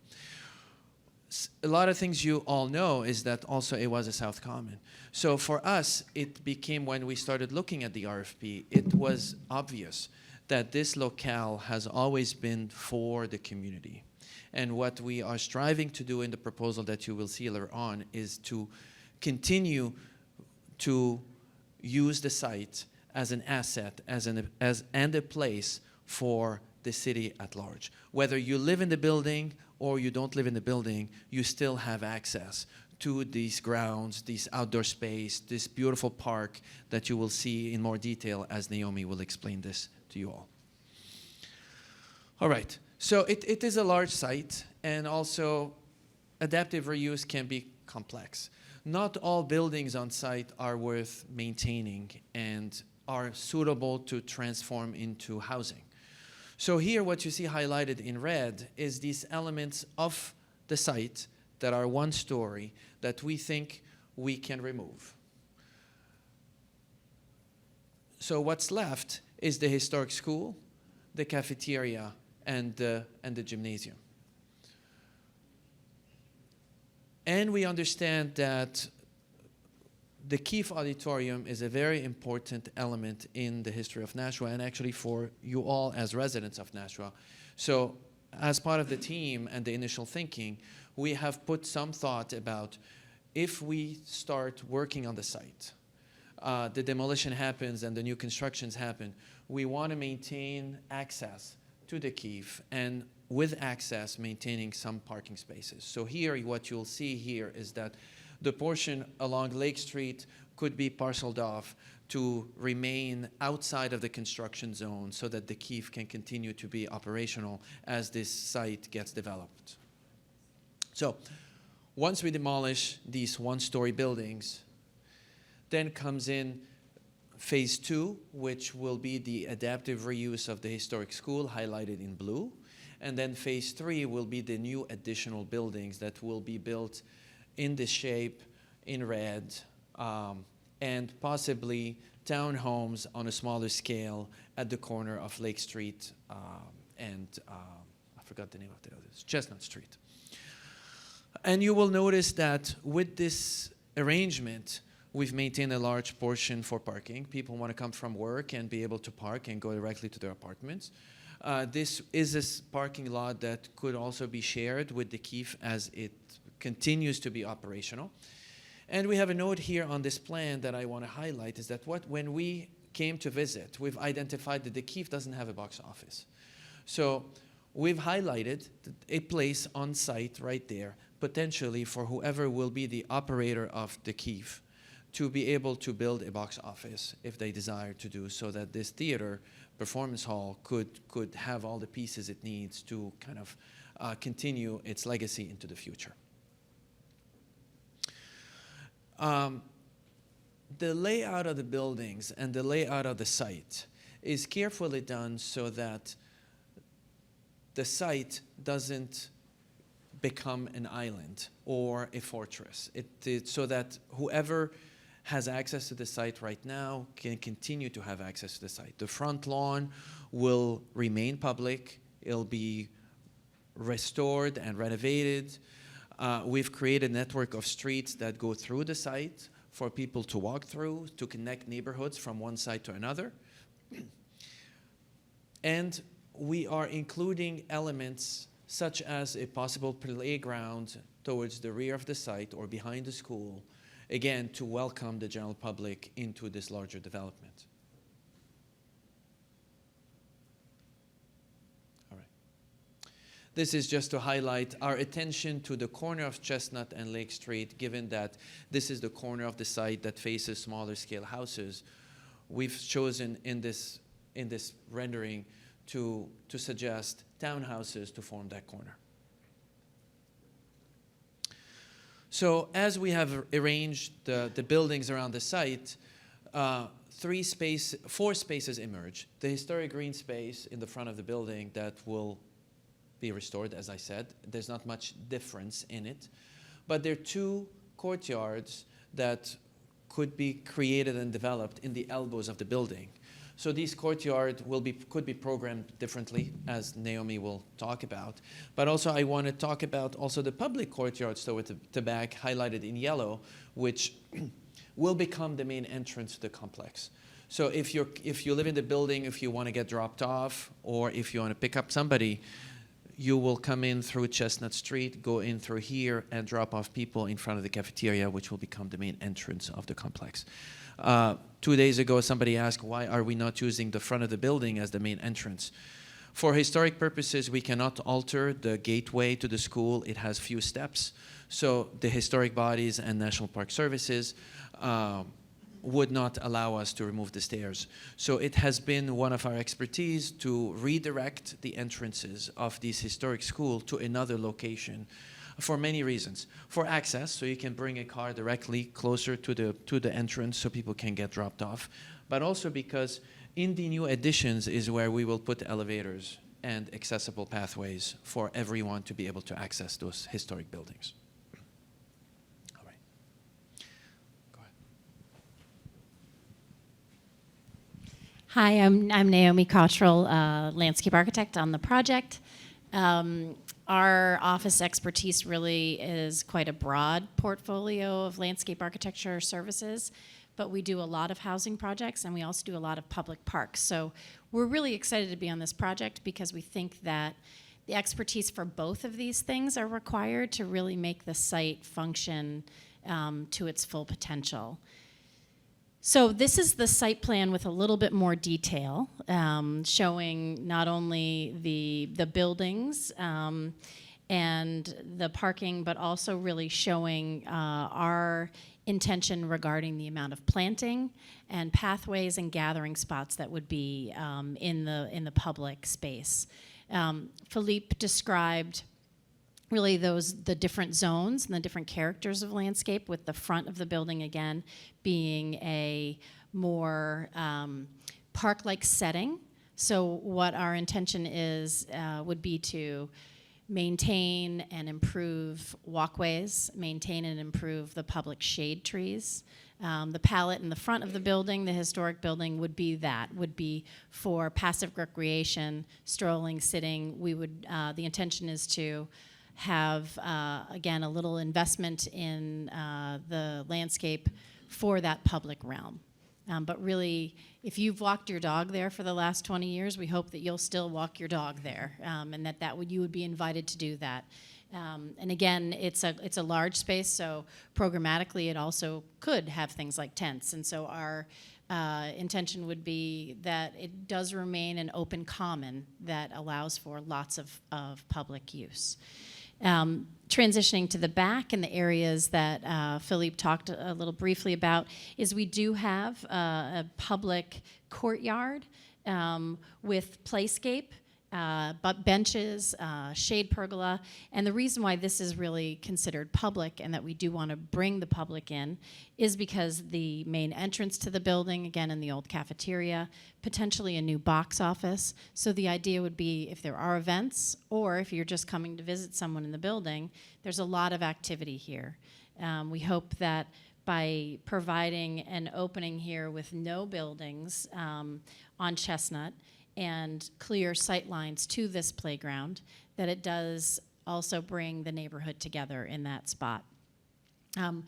The configuration of the historic building with its two sort of U shapes, and then the insertion of a new section of housing allows us to have then interior courtyards.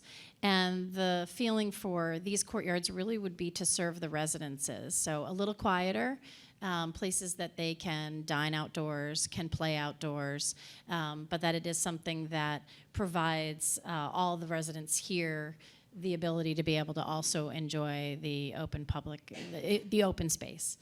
I'll call your attention to, we have a chart down here in the corner for the number of units and the parking. And in this scheme, we are providing 1.3 spots per unit.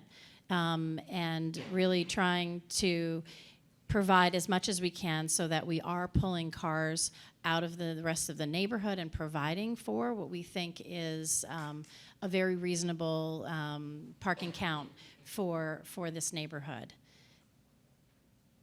I'm going to go forward. We just want to sort of set the scene again to have you be able to understand the character that we are thinking for the different spaces. So again, for the historic green space, it is that strolling. We want to plant that next generation of canopy trees. There hasn't been investment in trees in this space in a while.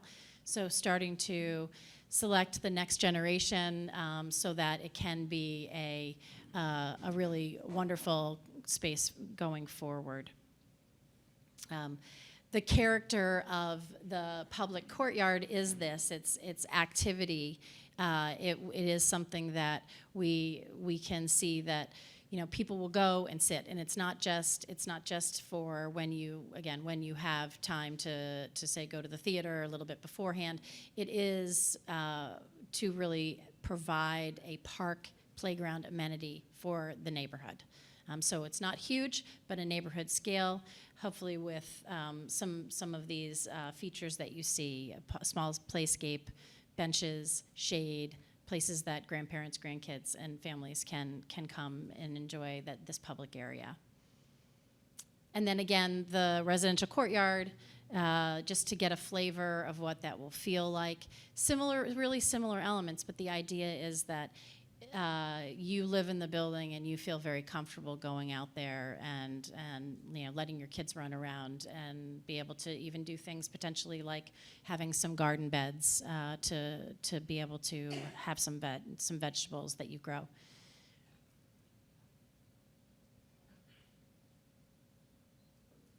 I'm going to pass back to Philippe for the second scheme that we have for this project. So this one will be quick. We showed you a scheme that can preserve the Chestnut Street Gym. And here, it's a big structure. It is not conducive for housing, so it needs, if it gets maintained, it needs somebody to operate it and maintain it. And we have to be very cautious when we go to any historic bodies, National Park Services or the local New Hampshire Historic Commission, is that what they would consider historic and what they would not consider historic. So it's almost like a conversation back and forth with the historic bodies. So here we are showing Scheme B, which considers the removal of the gym itself. What does this give us is a slightly more housing units and more parking, and I'll walk you through that similar scheme. So all that, what you see in red, again, will be demolished, including the gym. And phase 2 will come in to renovate the school itself. We'll put in new elevators, and the cafeteria will be part of phase 2 since it is going to be the entrance to the complex. But there's a larger development towards the back in red that you see that is part of phase 3. It's a larger new construction. And again, similarly, we create courtyards for the public, but also residential courtyards for people who live in the building. And because this scheme is a little bit more spacious, there's more room for the larger residential courtyard, as you can see in green, that Mish will walk you through. And that's actually very similar. All right, for you. This is very similar. So I'll just jump right in. The difference really in that scheme is this back corner. One of the things that this option gives us, obviously, is the ability to have more units. But then to accommodate the expanded number of folks that would be living here, we also have expanded some parking, but at the same time, again, have expanded the interior courtyard spaces. The parking count that we have for the units is 1.42 on the units, so it's even, we were able to provide more parking for the overall community, which we think is valuable and also can be a conversation. I mean, part of this is we want to hit some targets to make this a really functional space. So a little bit on the building organization. I think you've heard me say, and this is the same for both schemes, I think you heard me say that the complex or the site, if you live on site, you will come in through Chestnut Street. And we are reusing the cafeteria building itself as the new main entrance for everyone who lives in the building. So you'll come in through a drop-off, the playground that we have discussed previously, you'll come in through, and you'll have some community spaces around that, inside that cafeteria. It has very tall ceilings, beautiful glass. There will possibly be a fitness room, a community room, some rooms for activities for the residents, possible an indoor playroom for children, and some meeting rooms and management suites for the Penrose management to be on site. We've also allocated a portion of this, because it's a large space, for potentially a community partner that will be part of the, if we get selected as the developer and the designer for the school, there'll be conversations with the neighborhood about organizations who might need a home in this new site. And there has been here in this option a community user in that corner of the building, yet to be determined.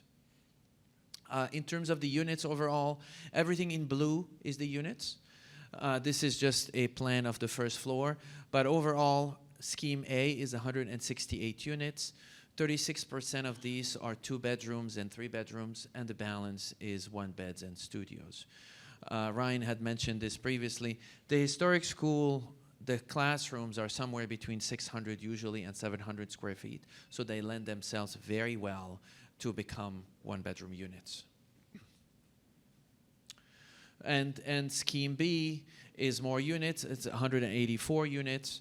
And again, in the 30-70 balance between 30% 2 beds and 3 beds and 70% as 1 bedrooms and studios. And the building is similarly organized. The cafeteria continues to become the main entrance for the complex. All right. These are very high-level renderings of how the buildings could look on site. And what I would like all of us to look at here is the open space, the cafeteria that is readapted to become the new entrance for the complex. The open space here in the front that could become a playground. It could become something else, is over the community process over the next several months. We hear from the city and from the neighbors that there is a need for something else. We will consider and we will evaluate. You will notice the new buildings here on the left-hand side and the historic building on the right-hand side. We are not going higher than the historic school. We want to respect the scale of the neighborhood. We want to respect the height. And if you see also the materials somehow are different because it's new versus old, but they also complement the old. So tonality, color-wise, scale, they're going to want to work together. We don't want to copy the old, but we want to sit respectfully next to the old school.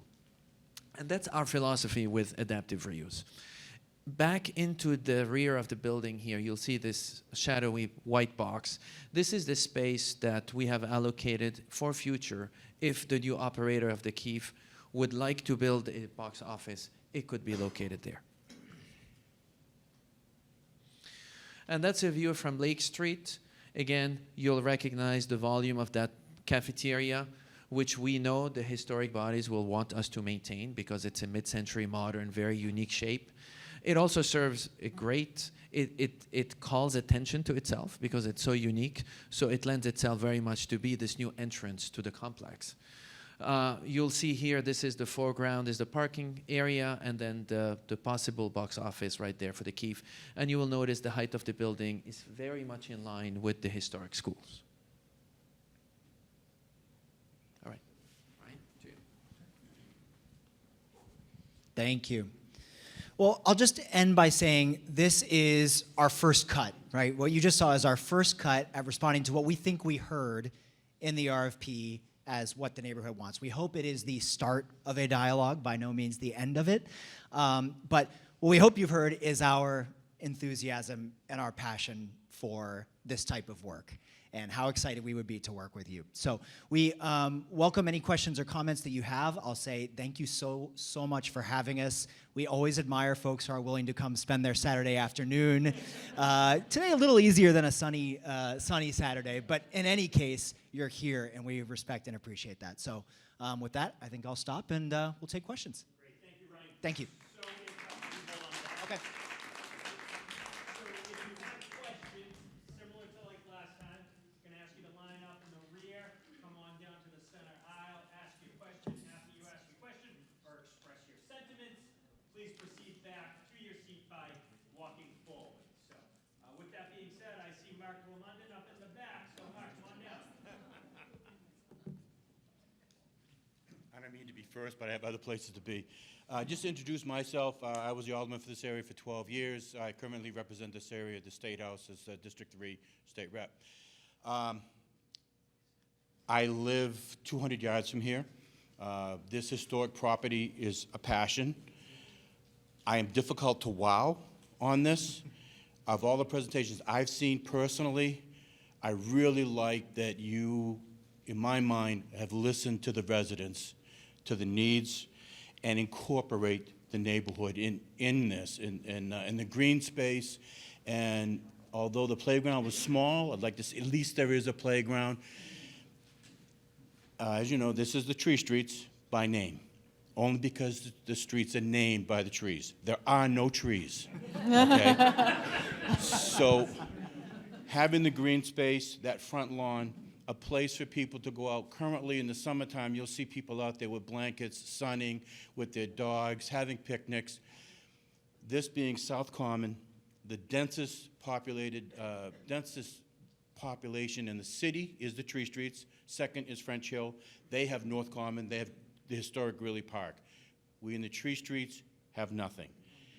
Your attempt to bring the neighborhood into this development, I think, is commendable.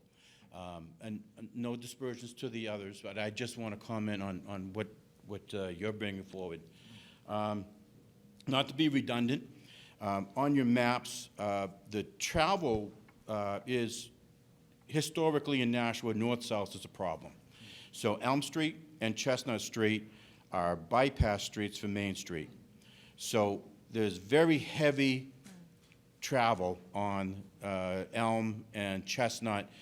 Speed limit's 25, according to National Police. I've spoken to, it's common for 50 miles an hour in this densely populated neighborhood. So again, I would like to see NRPC's involvement with traffic counts and design and study for a traffic calming measure.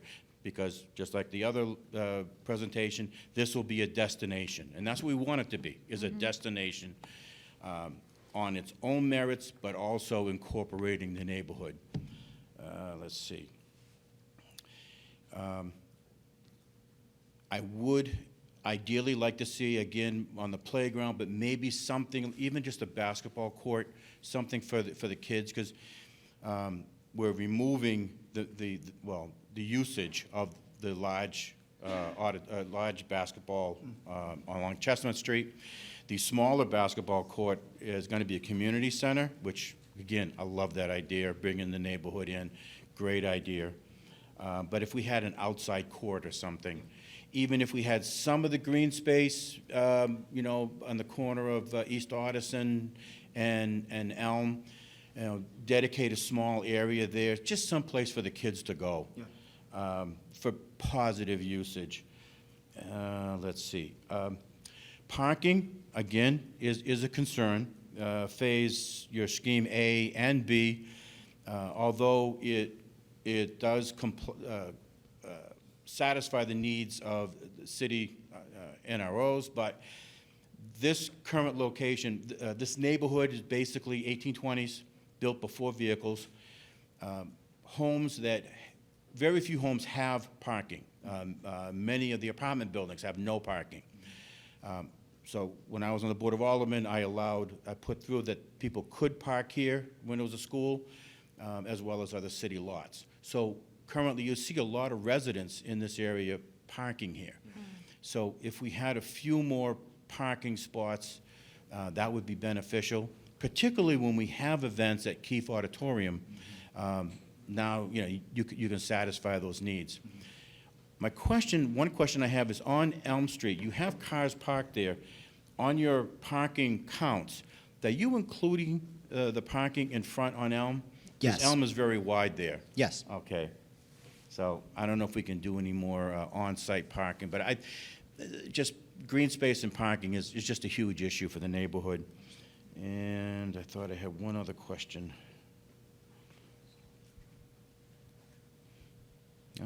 Oh, Keefe Auditorium. On your renderings, on the rear of the building, I don't see any green room space or anything. So any of the performing arts, the symphony, they need a place to congregate, practice, and so on. So a little, like a green room, because this, I don't know if you know, but this is the largest seated auditorium in New Hampshire. Very historic. We, as Nashvilleans, love it. But in order to have functions, the arts community needs that extra space. So I guess I don't really have any questions. This was just points. Thank you. Thank you. I'm difficult to wow, but I think you did it. Thank you very much. Thank you.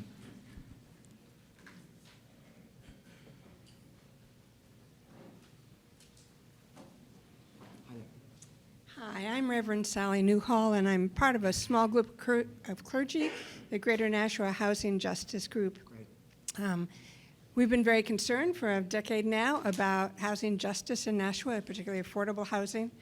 I was really disappointed in your presentation that you didn't talk, you said you've done mixed housing and all your stuff. You didn't tell us much about how you do that. You didn't talk about percentages of housing. You didn't give me any of the information I was hoping to hear from you. And when I say I'm very disappointed, that's in capital letters, very. I could not be in favor of this project right now because of a lack of information. The other thing is that in your schematic of the parking, and I don't know if you can bring it up again, you've got the drop-off in front of the cafeteria and you've got the box office. I can't figure out the flow of traffic through there because if the Keefe is open again and people are going in through the box office, you're going to have, not all the cars can park there. They've got to be able to go through and out again. You're going to have to facilitate a flow of traffic, and I don't see you providing a clear flow of traffic for that. So I'm afraid that you're going to end up losing more of your parking spaces while you provide for that flow of traffic. So I think the whole project doesn't present with enough parking spaces, and then I foresee you're going to need to lose more, and those are concerns for me. Okay, thank you very much for your comments. So I'll answer the first one first, and then we can talk about the circulation and parking. So thank you so much for your passion for affordable housing. You have found allies in us. We 100% are affordable housing people. So I can talk about the percentages. What we proposed in the RFP response was for 85% of the units to be income and rent restricted affordable, with 15% as unrestricted market rate units. We are not married to that mix. We're open to conversations about that. But here, as in all of our developments, we work to find a balance, strike the right balance between what the community says they need in terms of the mix of affordability levels, right? And what makes the project competitive for the state and federal, sometimes municipal resources that help make a project like this feasible. So what I can say about the 85% of affordable units that we've proposed is that by rule, at least 40% of those units must be for folks earning 60% or less of the area median income. So I'll say that again. At least 40% of the affordable units must be for folks earning 60% or less of the area median income. Also, the average area median income restriction for all those affordable units needs to be at maximum 60% AMI. So we anticipate having a portion set aside for folks earning 30% of AMI and less, for folks earning 50% of AMI and less, 60% and 80%. What exactly that mix is, we're open to that conversation, but that's what we have proposed in the RFP response and hope to work towards. You want to add to that? Yeah, I think maybe we took that a little for granted because the vast majority of what we build is income restricted. So the Pride itself is 100% income restricted. We work with agencies, like in New Hampshire, it would be New Hampshire Housing Finance Agency. We would work with them to get financing for this project for those, for financing that is used to finance affordable projects. So maybe we took that a little bit for granted and didn't put that directly in our presentation, but that's our bread and butter. Vast majority of what we build across the country is deed and income restricted housing. And then for the parking, so I think for the Keefe, the city will, in the RFP, the city will maintain control of the Keefe. So this is just our attempt to start thinking about what that looks like, but we by no means kind of will understand how kind of the Keefe will operate and how an operator will want to see it. It's just our attempt to create space for that, and we look forward to more conversations about the Keefe.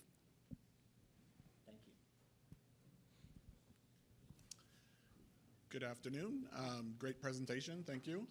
My name's Bert Raymond, been a Nashua resident for almost 20 years now. Just a couple of quick questions. I don't know if you talked about overall funding for the project. So is this all privately funded by Penrose, or do you guys anticipate public funding, either local or state, to help you with this redevelopment effort? So that's the first question. And then second question kind of dovetails into that a little bit.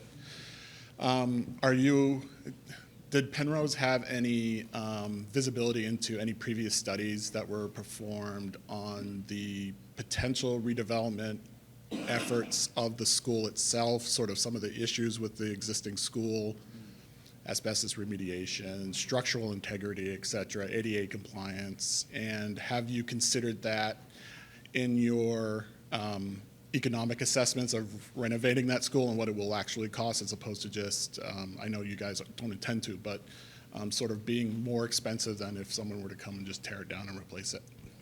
Thank you very much. So I can start, if that's okay, yeah.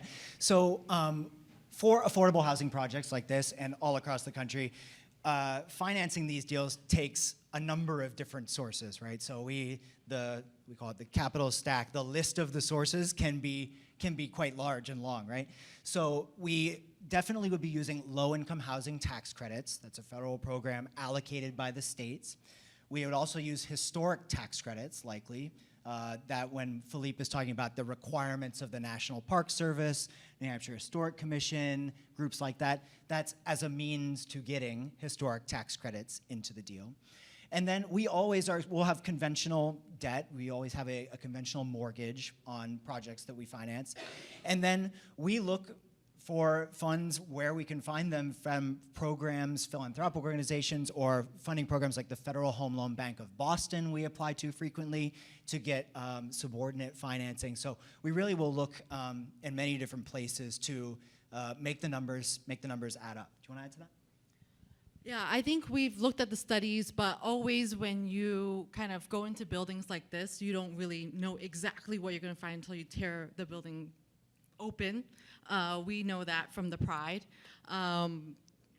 Buildings like this, there's likely lead and asbestos in the building, and there's been studies done. So those are things that we know that these buildings will encounter.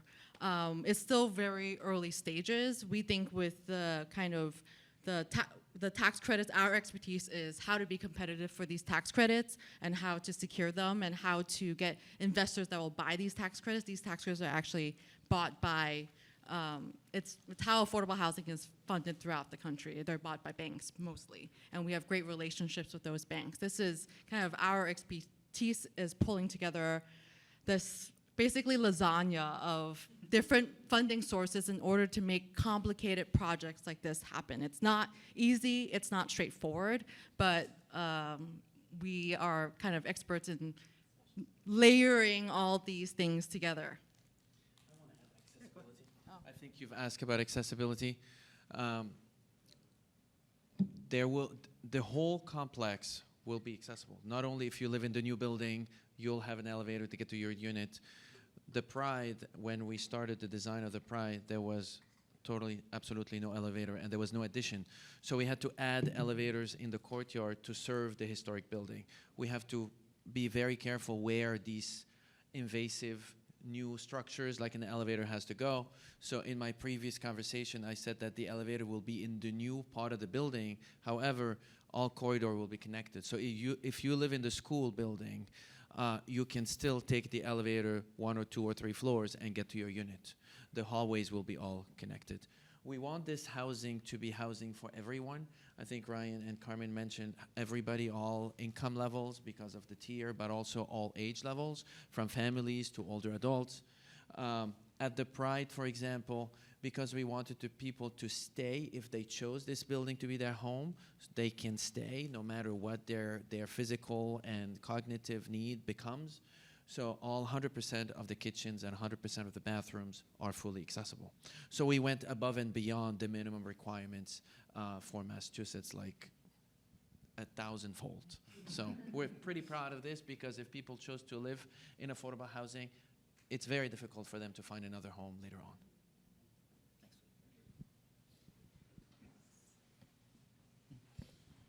Good afternoon, Oscar Velasquez.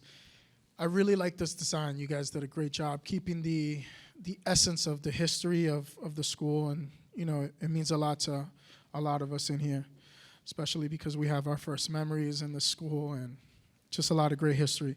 My question is, I know that you drove through our streets and are really familiar with the area, but did you talk to the constituents in that area to see what the needs are and what they would like to have implemented within a walking distance from them? I heard from Mark that parking's an issue, and I talked to a lot of I've talked to a lot of individuals here that parking is an issue, overnight parking.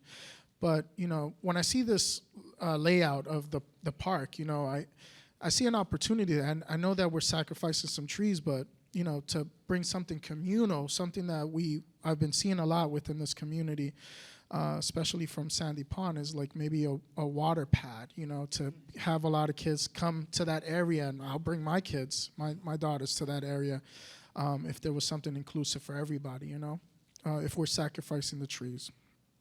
That's one. Well, 2 questions. 3 is, affordable living. We talk about affordable living for a percentage of the demographic, the working class, especially here. We're not just talking about the affordable living for transplants from Boston. We have individuals right now. We have a young demographic that can't even move out of their house, out of their parents' house right now. That's a big issue. Is that something that you guys are working towards? Helping, the younger demographic for the first-time renters, right? And also the first-time buyers within that area. We didn't really touch base on, the townhouses around and who can afford those, right? That's 2 questions. And 3 is the units. The units for how long is the affordability? Is it going to be 5 years, 10 years, 99 years? Because we all get really enthusiastic about the welcoming rate, but then come the second year, hey, your rent is gonna go up.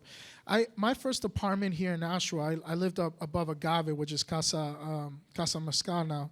My rent was $650. Granted, it was a 600 square foot, a little studio, but I could afford that. I can't imagine. Now not living in my own home right now, but I can't. My little brother, who's 25 years old, he can't afford. He has roommates. I think about him. I think about the younger demographic. To be able to get out there and call something their own, get something for themselves.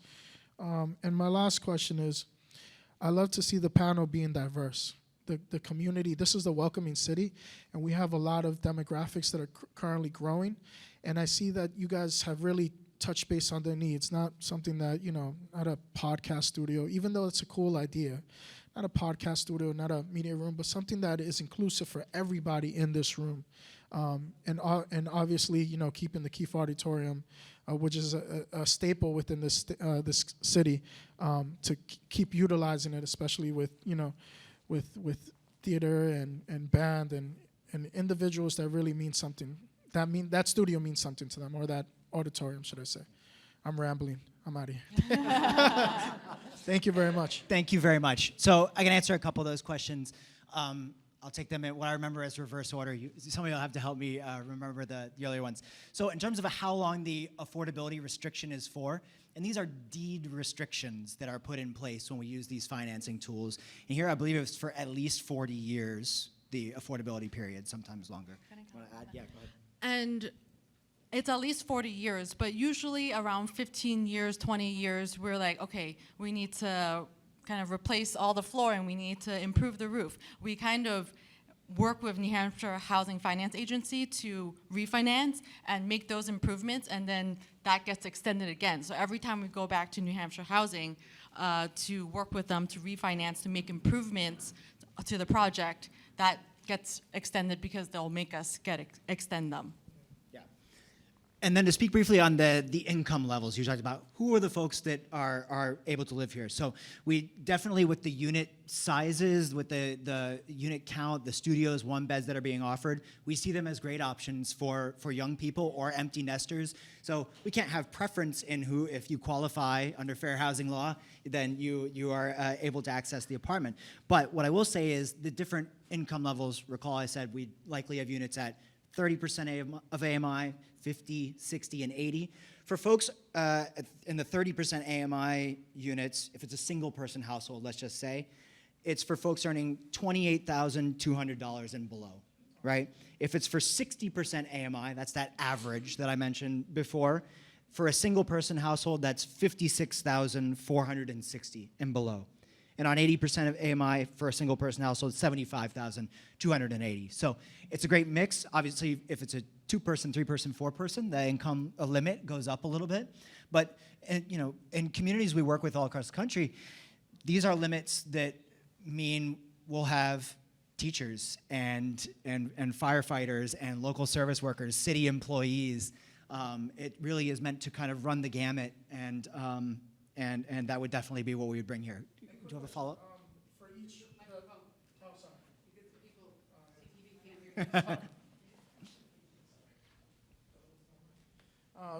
for the 20,000, how many units are set aside? Can you give us those numbers of how many units are set aside for each bracket? So that's what I said. We're still Oh, would okay. work with you to define. What I will say is, I believe at least 10% of the units must be 30% of AMI Okay. and below. Okay. Yeah. But otherwise, among the 85% of affordable units we've proposed, we're open to those conversations on what Alright. that mix looks like. And I think that's the income limit side. So when we use these low-income housing tax credits, it's basically federal law as to like what income bands we can rent to. Like this unit can only be rented to people in this income band, but that also relates to a rent that can be charged for that, and New Hampshire Housing, as well as the federal government, through these tax credits, are limiting what rent we can charge also, which is why the amount of kind of permanent debt that we can put on these properties is pretty low, and that's why all these tax credits are important. And yeah. I don't mean to cut you off. Can I, just a crazy idea, right? For those townhouses that you're about to build, right? Maybe, is there a way that if there's a first-time renter, that maybe there's an incentive that the money that they're paying for rent is set aside, that they could put towards a down payment towards that townhouse, and potentially, become from a renter to an owner right within the property and not having to leave. Because we talk about a young demographic, we want to keep them here. We don't want them to move out, right? Especially with the prices going up. Maybe that's just an idea. I don't know. No, thank you for the comment. Yes, we're definitely, broadly speaking, definitely empathize with the need for affordable home ownership. This is intended as a rental campus, and while we would definitely work with New Hampshire Housing or other agencies to provide, if there are incentives available, help connect folks to them. But yeah, I don't know. Anything you want to add to that?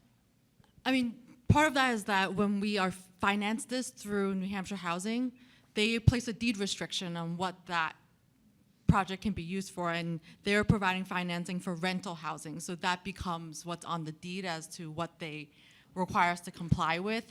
So we can look at if there's a creative way to do that. But as a start, it's all rental, and that's what is going to be deed restricted for. I think the word townhouse that I use or that we use in the PowerPoint might be maybe confusing or taken for something that it's not. In our when we do rental townhouses like these that are deed restricted, it's not the whole thing. Like a person, it will not be 3,000 square feet for like one household, but usually these are divided in two, so they're 2 stories and 2 stories, but they look like townhouses, and that's why we refer to them as townhouses. They basically like 12 to 1,500 square foot 2-bedroom apartments for a family on 2 floors. All right. Thank you for the question. Yes. Hi there. My name is Ben Clark. I just want to start off, first of all, beautiful project. Am I close enough to the mic right now? Okay. I love that you're able to preserve it. I mean, I know it's like expensive to like rehabilitate, preserve old buildings like that, all the asbestos and stuff. So the fact that you can do that, that would be great. I love that you're preserving the green space on the east side, the right side of the lot. I kind of said this already in the first proposal, but I'll reiterate. In high school, I was in the marching band, and during parades like Veterans Day parades and stuff, we start at Homan Stadium. There's a big field there, great open green space for the public. This is where we end because it's like the only large green public space in this part of downtown. So the fact that you're able to keep a lot of that on that side, amazing. Just want to say that first of all, because it's great. I did kind of have a question about, I think, we can all acknowledge we have a huge housing crisis here. We don't have enough, we need more. The first proposal had, and I thought it was a pretty good size, it had about 300 proposed units. This one only has about 168 or 184.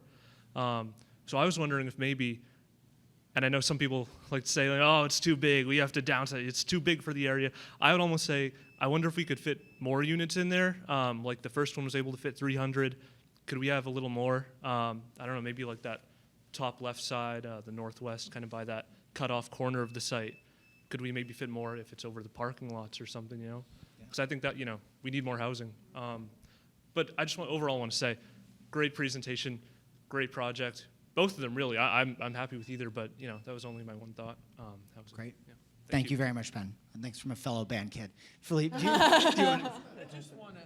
Link your comment with your comment. You said I drove through the neighborhood. Yes, I drove through the neighborhood. You're telling us stories right now that are making us know a little bit more granularly the story of the site and the city. And these are the stories that actually we'd want to know more, because this is, like Ryan said, this is our first pass at the design. Looking at it, visiting it a few times, walking around, snooping around, but not talking to the real people. And we would love to have a informed community process. Yeah, I just want to add on to that, because in our public park work, we do a lot of public engagement. And so really there's a lot of, the philosophy that we have in developing parks and open green spaces is that you all are the experts about what you need and how you'll use the space, and we're just the experts to take what we hear and make it into physical form.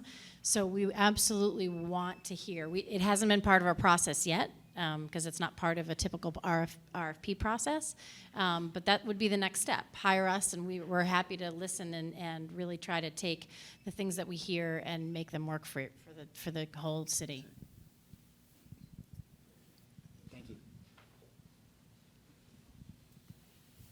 Hi, I'm Deanna Hoying. I'm Executive Director of Symphony New Hampshire and a longtime user of the Keefe Auditorium. So I very much appreciate keeping the historic side of it and keeping Keefe, adding the box office. That's obviously something that would be very important for us as we look to the footprint of Keefe and how we utilize it. One question, do you envision, and I see we've got a little dotted line between the historic school and Keefe, essentially walling it off from that? Would that mean essentially all of the systems that are currently within the school, like heat that currently Keefe uses, we would no longer have access to that according to this, correct? So I think that the heating and cooling system of the Keefe and the school or the future apartments does have to be separated out. How that gets done, I think that still hasn't been figured out yet. But I think ultimately the future user of the Keefe and us as operators of the residential housing will want to figure out how to separate that. Right. So when you designed this, did you actually envision this as being a working theater and all the things that come with that needing, when I look at the current footprint, again, I really appreciate the new box office with bathrooms, because if we've all been in the Keefe, bathrooms are not great. And also a new entrance. I can't tell you how much I dislike those front stairs, how many times in the wintertime we are all terrified of walking on those stairs. So I appreciate the new entrance. But I also know we need, I think it's mentioned before, green rooms, storage space, all the things that a symphony orchestra would need to play there. So when you look at this footprint, I don't see any space for any of that, but is it adaptable to that? Also knowing, though, that would probably impact some of the parking spaces. So if you could kind of speak to thinking about the space as an actual working theater, that'd be great. This white box that reads box office is like 3,000 square feet, if not more. So it is very large. We don't know what's going to go in it. We just put a square because we identified that the Keefe doesn't have all the components it needs. But it's all about later conversation about what will it need, and is this the space? Does it need less or not? This is just our first pass.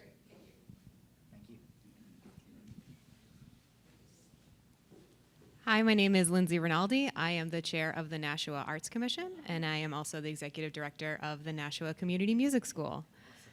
Thank you very much for your presentation. I feel personally redeemed because my amateur drawings also proposed a three-phase plan.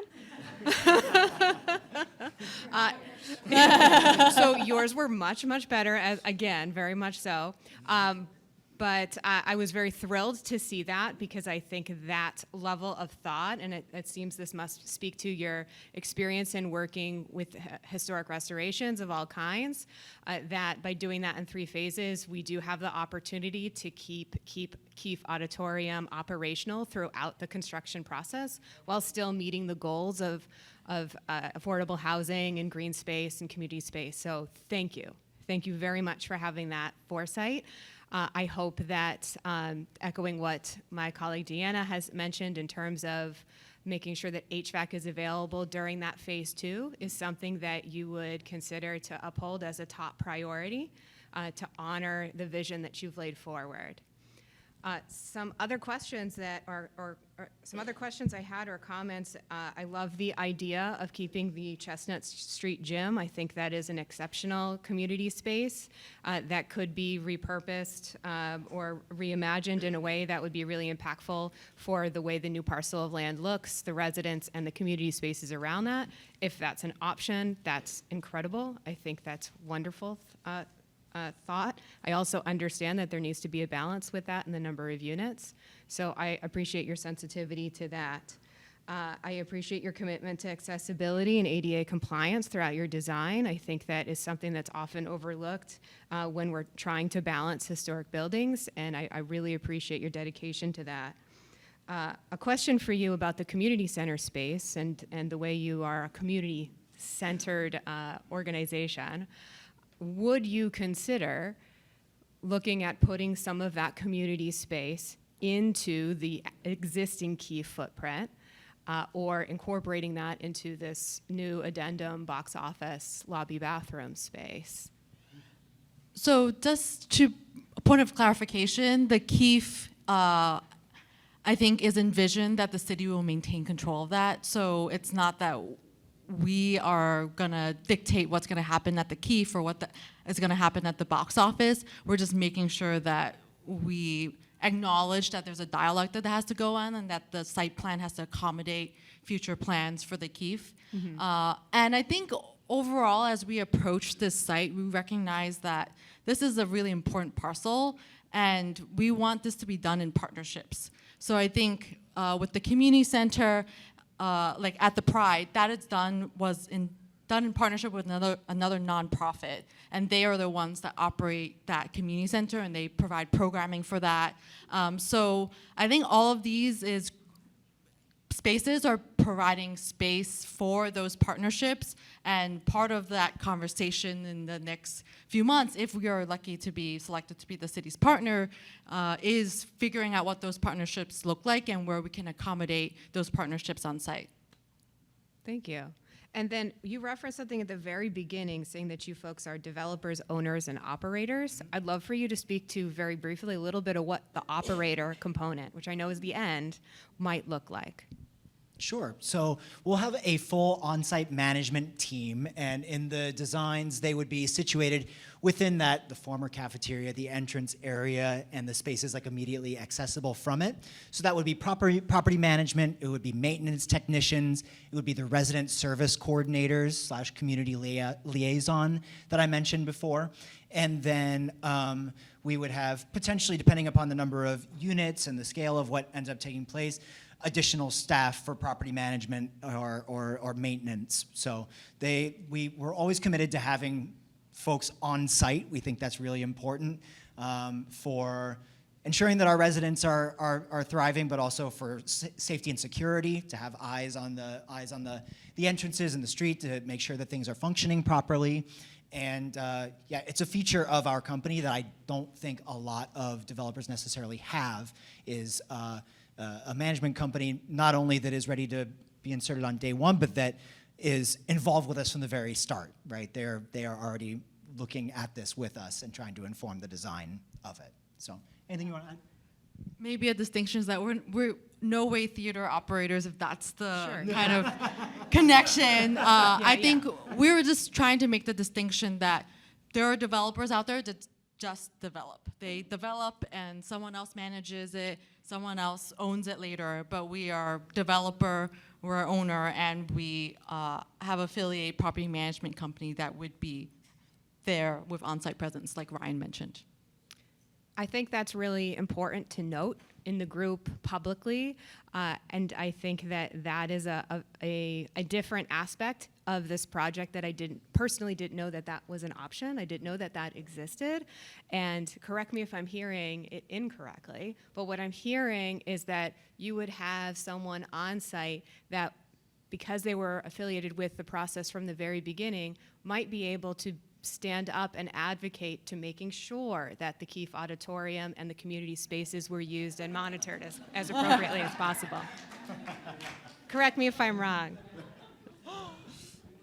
That the Keefe would be utilized in Not that you're managing it yourself, but that you're aware that that's a priority for the community and that your management company would support positive activity and positive use of that space. So what I would say to that is that you see Ryan and I, we're going to be the people that are going to be with this project until the end, all the way. You're going to still continue to see us, and we're the ones that are going to be advocating, knowing that the community told us that this is what's important, that this is, I mean, ultimately, it's a partnership with the city.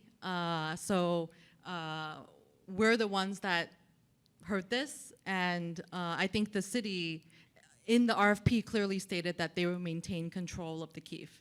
So, yeah.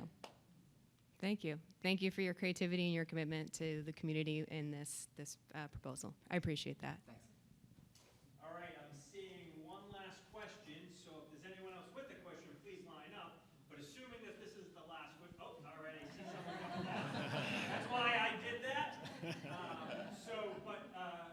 With that being said, just want to remind folks at the conclusion of the Q&A, there's an opportunity for you to provide feedback in the back and also tell us which proposals you were interested in hearing and seeing and learning more of. So thank you. All right, two questions. First one, I really like the idea of communal space, the green space in the playground. I've got a young son. So those are things I'd like to use, but I have to say, I don't know if it would occur to me to use it on private property if it's next to someone's house or apartments. But I think I can use that, and I know you said sight lines, it's right there, so maybe it feels inviting. And I think, I don't know if that's just me as a New Englander, but I think maybe liability issues are another thing where private companies don't really want you going there if you're not supposed to be, you know, maybe you don't live there, what if someone gets hurt there? So are those spaces privately owned and operated, but accessible to the public? Is that kind of your thinking there? Yes, so it will be privately owned and operated, and I think hopefully through these community meetings, and you'll continue to see us in the future and at zoning meetings and kind of all the way until when we have our groundbreaking ribbon cutting, we'll invite kind of members of the public to join us, that through this process and through, I think, design that doesn't deter, but we're not going to have signs up to say like no, like I think it's through thoughtful design and through hopefully more engagements like this that culture can be created. Thanks. And my other question is just kind of about renovating an existing building built way back before energy efficiency was ever a thought. What kind of work do you do to bring it up to modern insulation standards while still retaining the character? Is that stuff you think about? Thank you for bringing this up because it is a major part of what goes into doing these buildings. Like accessibility, we all talk about there's no accessibility in those historic buildings. Sometimes there's an elevator here and there, but nearly not enough, but also the outside wall. So the intent is that the windows would be replaced. We have to assess all that, right? There's going to be a hazardous materials assessed, and everything that is not suitable will be removed. There's no insulation on the outside wall. We have to meet the energy codes. So at the Pride, for example, all the plaster was removed, all the trim was removed. We exposed the back side of the brick, 4 inches of spray foam insulation to really encapsulate the room, and then new drywall was put in, and the old trim was put back. Sometimes the old trim didn't make it, so there was milling of new trim that matches the old just to maintain the historic character of this. So we intend that this building will be, again, net zero ready. So we intend to design it electrical so that when the grid becomes green, this building will become immediately green. We will work within the requirements of the energy codes to upgrade this building from a school that was built in the 1930s to a housing to serve the next 50 years of its life. And I'll just add to that, again, in addition to being all electric utilities, we will have substantial sustainability gains by the fact that all systems will be new. All new HVAC, all new plumbing, electrical, everything will be new inside. So we'll gain efficiencies from that. Thank you. Hi. So I just wanted to kind of make sure I understand this correctly. So I'm still thinking about the keef and the hypothetical building that you've left space for, that you're holding space for. This building is hypothetical. Would you be the ones, like it's on I'm trying to understand what would happen with building it. So like 5 years down the line, the city figures out who's, that someone else can operate it. Is there then a construction project that begins after everything else is finished? So I think all that has to be done in conversation with the city because we're not going to have ownership or control of it. So we just have to make sure we're adequately planning for it or kind of coordinating timelines.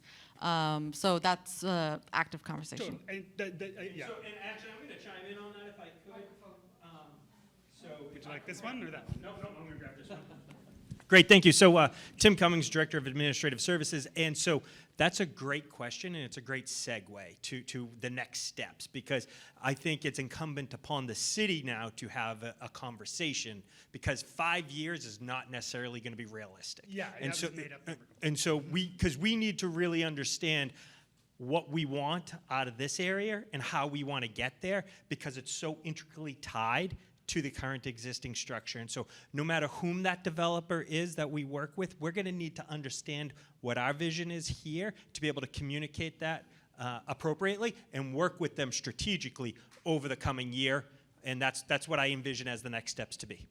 Because yeah, that's I'm seeing that dotted line. And we talked about the heating and all of that, and I'm just thinking, yeah, like when someone is building something immediately adjacent to someone's apartment, that's disruptive in a different way, and I'm just thinking, should we anticipate that or not? So, thank you. Understood. Thank you.